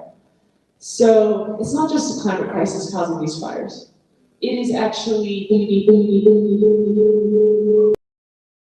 Oh, I did that on purpose. That's all part of the remix. No, I'm just kidding. So obviously I'm a bit of a pyromaniac. I like fire, done properly, of course. And it's so exciting, this tribal eco-restoration that's happening. And it wasn't until the California catastrophic fires that they finally started listening to Native people who've been shouting for hundreds of years, like, hey, we need to burn this. That they were like, okay, maybe Native people know what they're talking about. So now we have all these task forces in California, and they're consulting all the tribes, and the Kuruk are bringing their fire back, and there's all these films being made, thank God. But gentle fire, they call them low intensity fires. Because if you have a catastrophic fires, that'll burn the ground. It'll heat it up too much, and you have what Jack called the hydrophobic soils that repel water. But if you burn gently, and if you burn often, then the fuel load never gets too high because you just burned last year. So this year's fire is not going to be that big. And you actually increase the water filtration rates of the soil. You create a spongy soil that soaks up the water. Because as you bring those ashes and that charcoal into the soil, you're creating little apartment complexes for microbes who love charcoal. A tablespoon of biochar has a football field's worth of surface area inside of it because it's like a skeletal, hollow, cellular wall thing. And you stimulate microbial activity in the soil. And so fire can be extremely medicinal for the soil. So the dissertation I wrote, which should be out pretty soon, was broken into fire, water, earth, air. The fire chapter regarding the ways in which indigenous peoples would manage this entire continent with fire, and the ways that we could, again, hopefully in a gentle way, in a tribal consultation way where Native peoples are leading that effort. The water chapter talks about indigenous fisheries, everything from the clam gardens to the oyster estuaries to the eel farms to the salmon. Talk about, oh, we all need to be not eating animals. Well, here's the thing, is that Pacific Northwest Native nations would eat about 300 pounds of salmon a year for thousands of years straight. If the compact was, if we promised to take care of their rivers for them, then we could have the honor of taking up their flesh. And so we speak for the salmon. Who's out there fighting for the salmon? It's Native nations taking down these dams. Sorry, I get a little emotional sometimes. And so that's what the water chapter is about. It's about the fisheries. The soil chapter, or rather the earth chapter, is obviously about soil. Talking about terra preta in the Amazon, talking about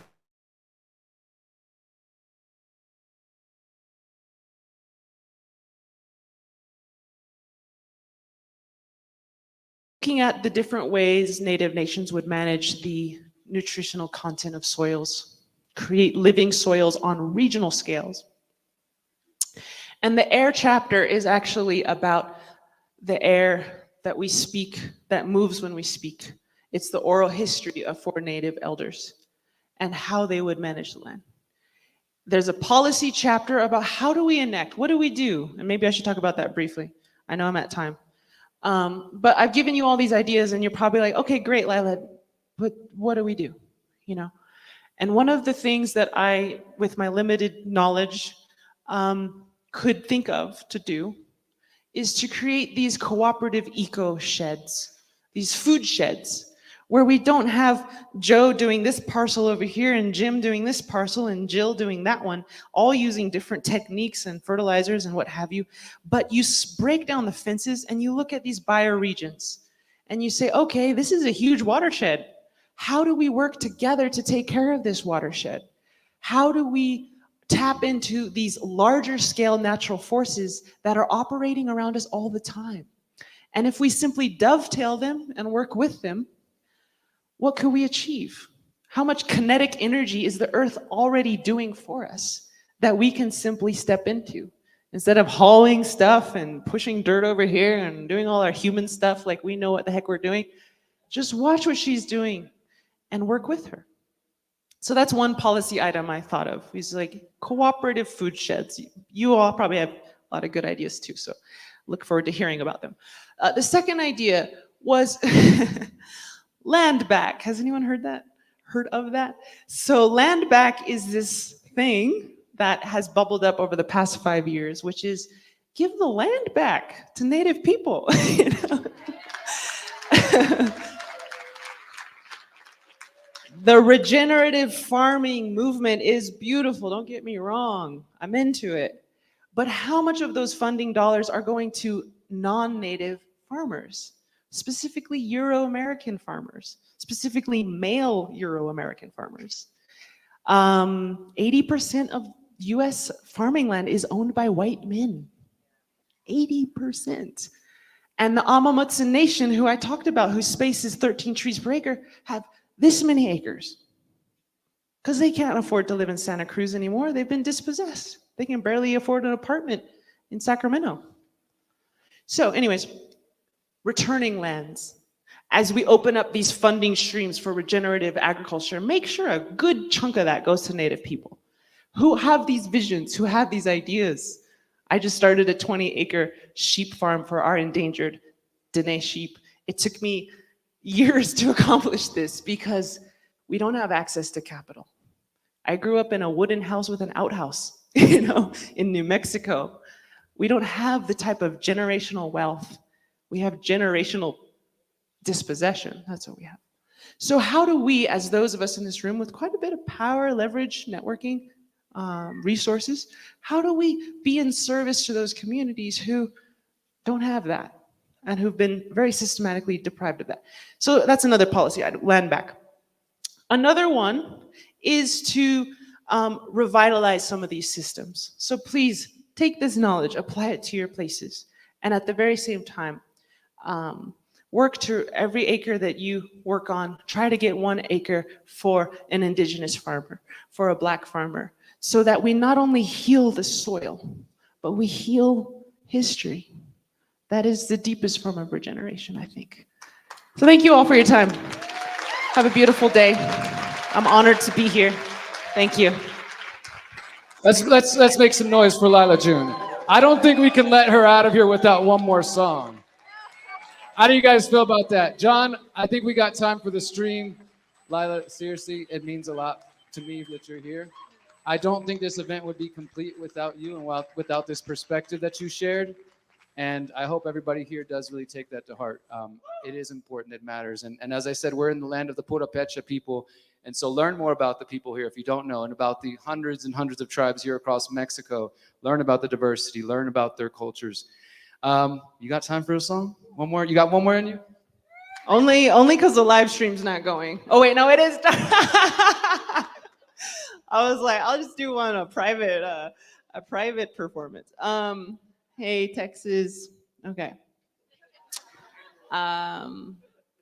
Okay. How long has it been on? Just the last few minutes. We got it.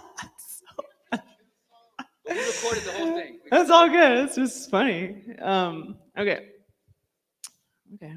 Song. Yeah. Okay. Indigenous people, shine your light. We are equal. Yeah. I remember the days when our prayers were illegal. I remember the days when being Indian was lethal. Yeah, yeah.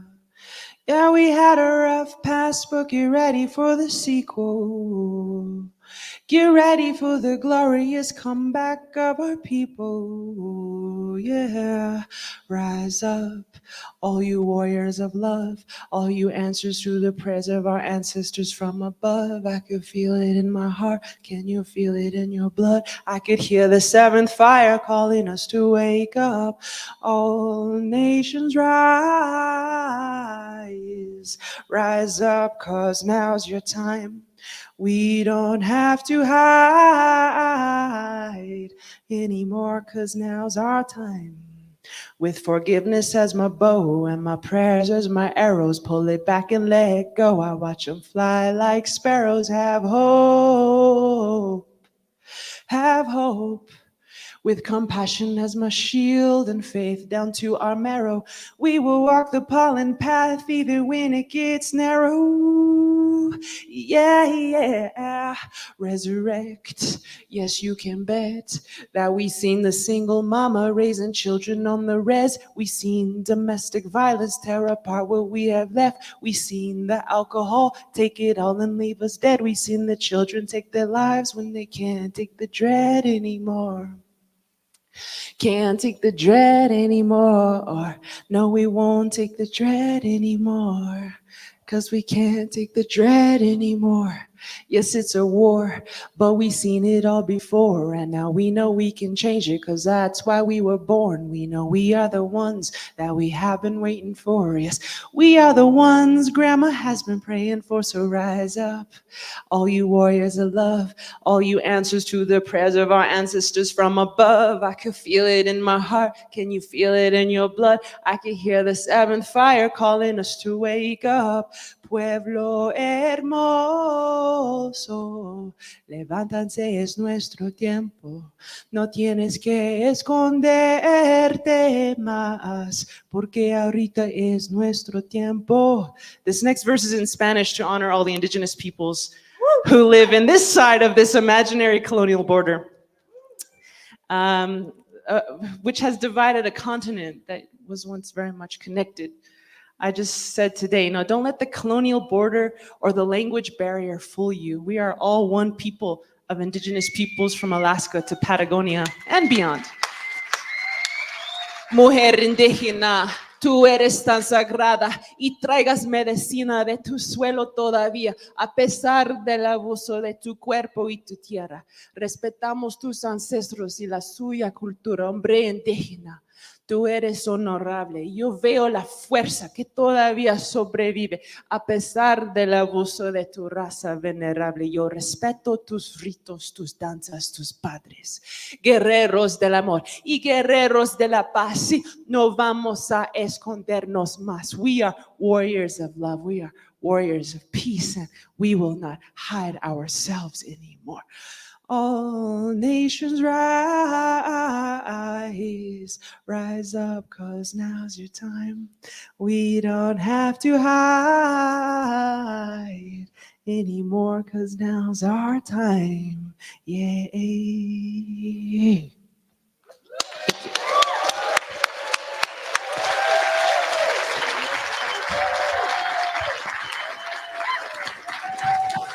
They say that history is written by the victors, but how could there be a victor if the war is not over? This time, bullets and arrows and cannonballs and weapons of physical might will not save us. In this battle, the only weapons we have and the only weapons we need are the weapons of truth and faith and compassion. So I'm very honored to fight this battle with all of you. And I'm very honored to follow the Creator who knows so much more than we do. And if we just honor him, her, it, whatever it is, that force that creates all life, we'll be okay. So thank you all for your time. Have a good day. Yes. All right. Give it up, give it up, give it up. Here, John. I don't know about you guys, but they're loving it. They're loving it over here.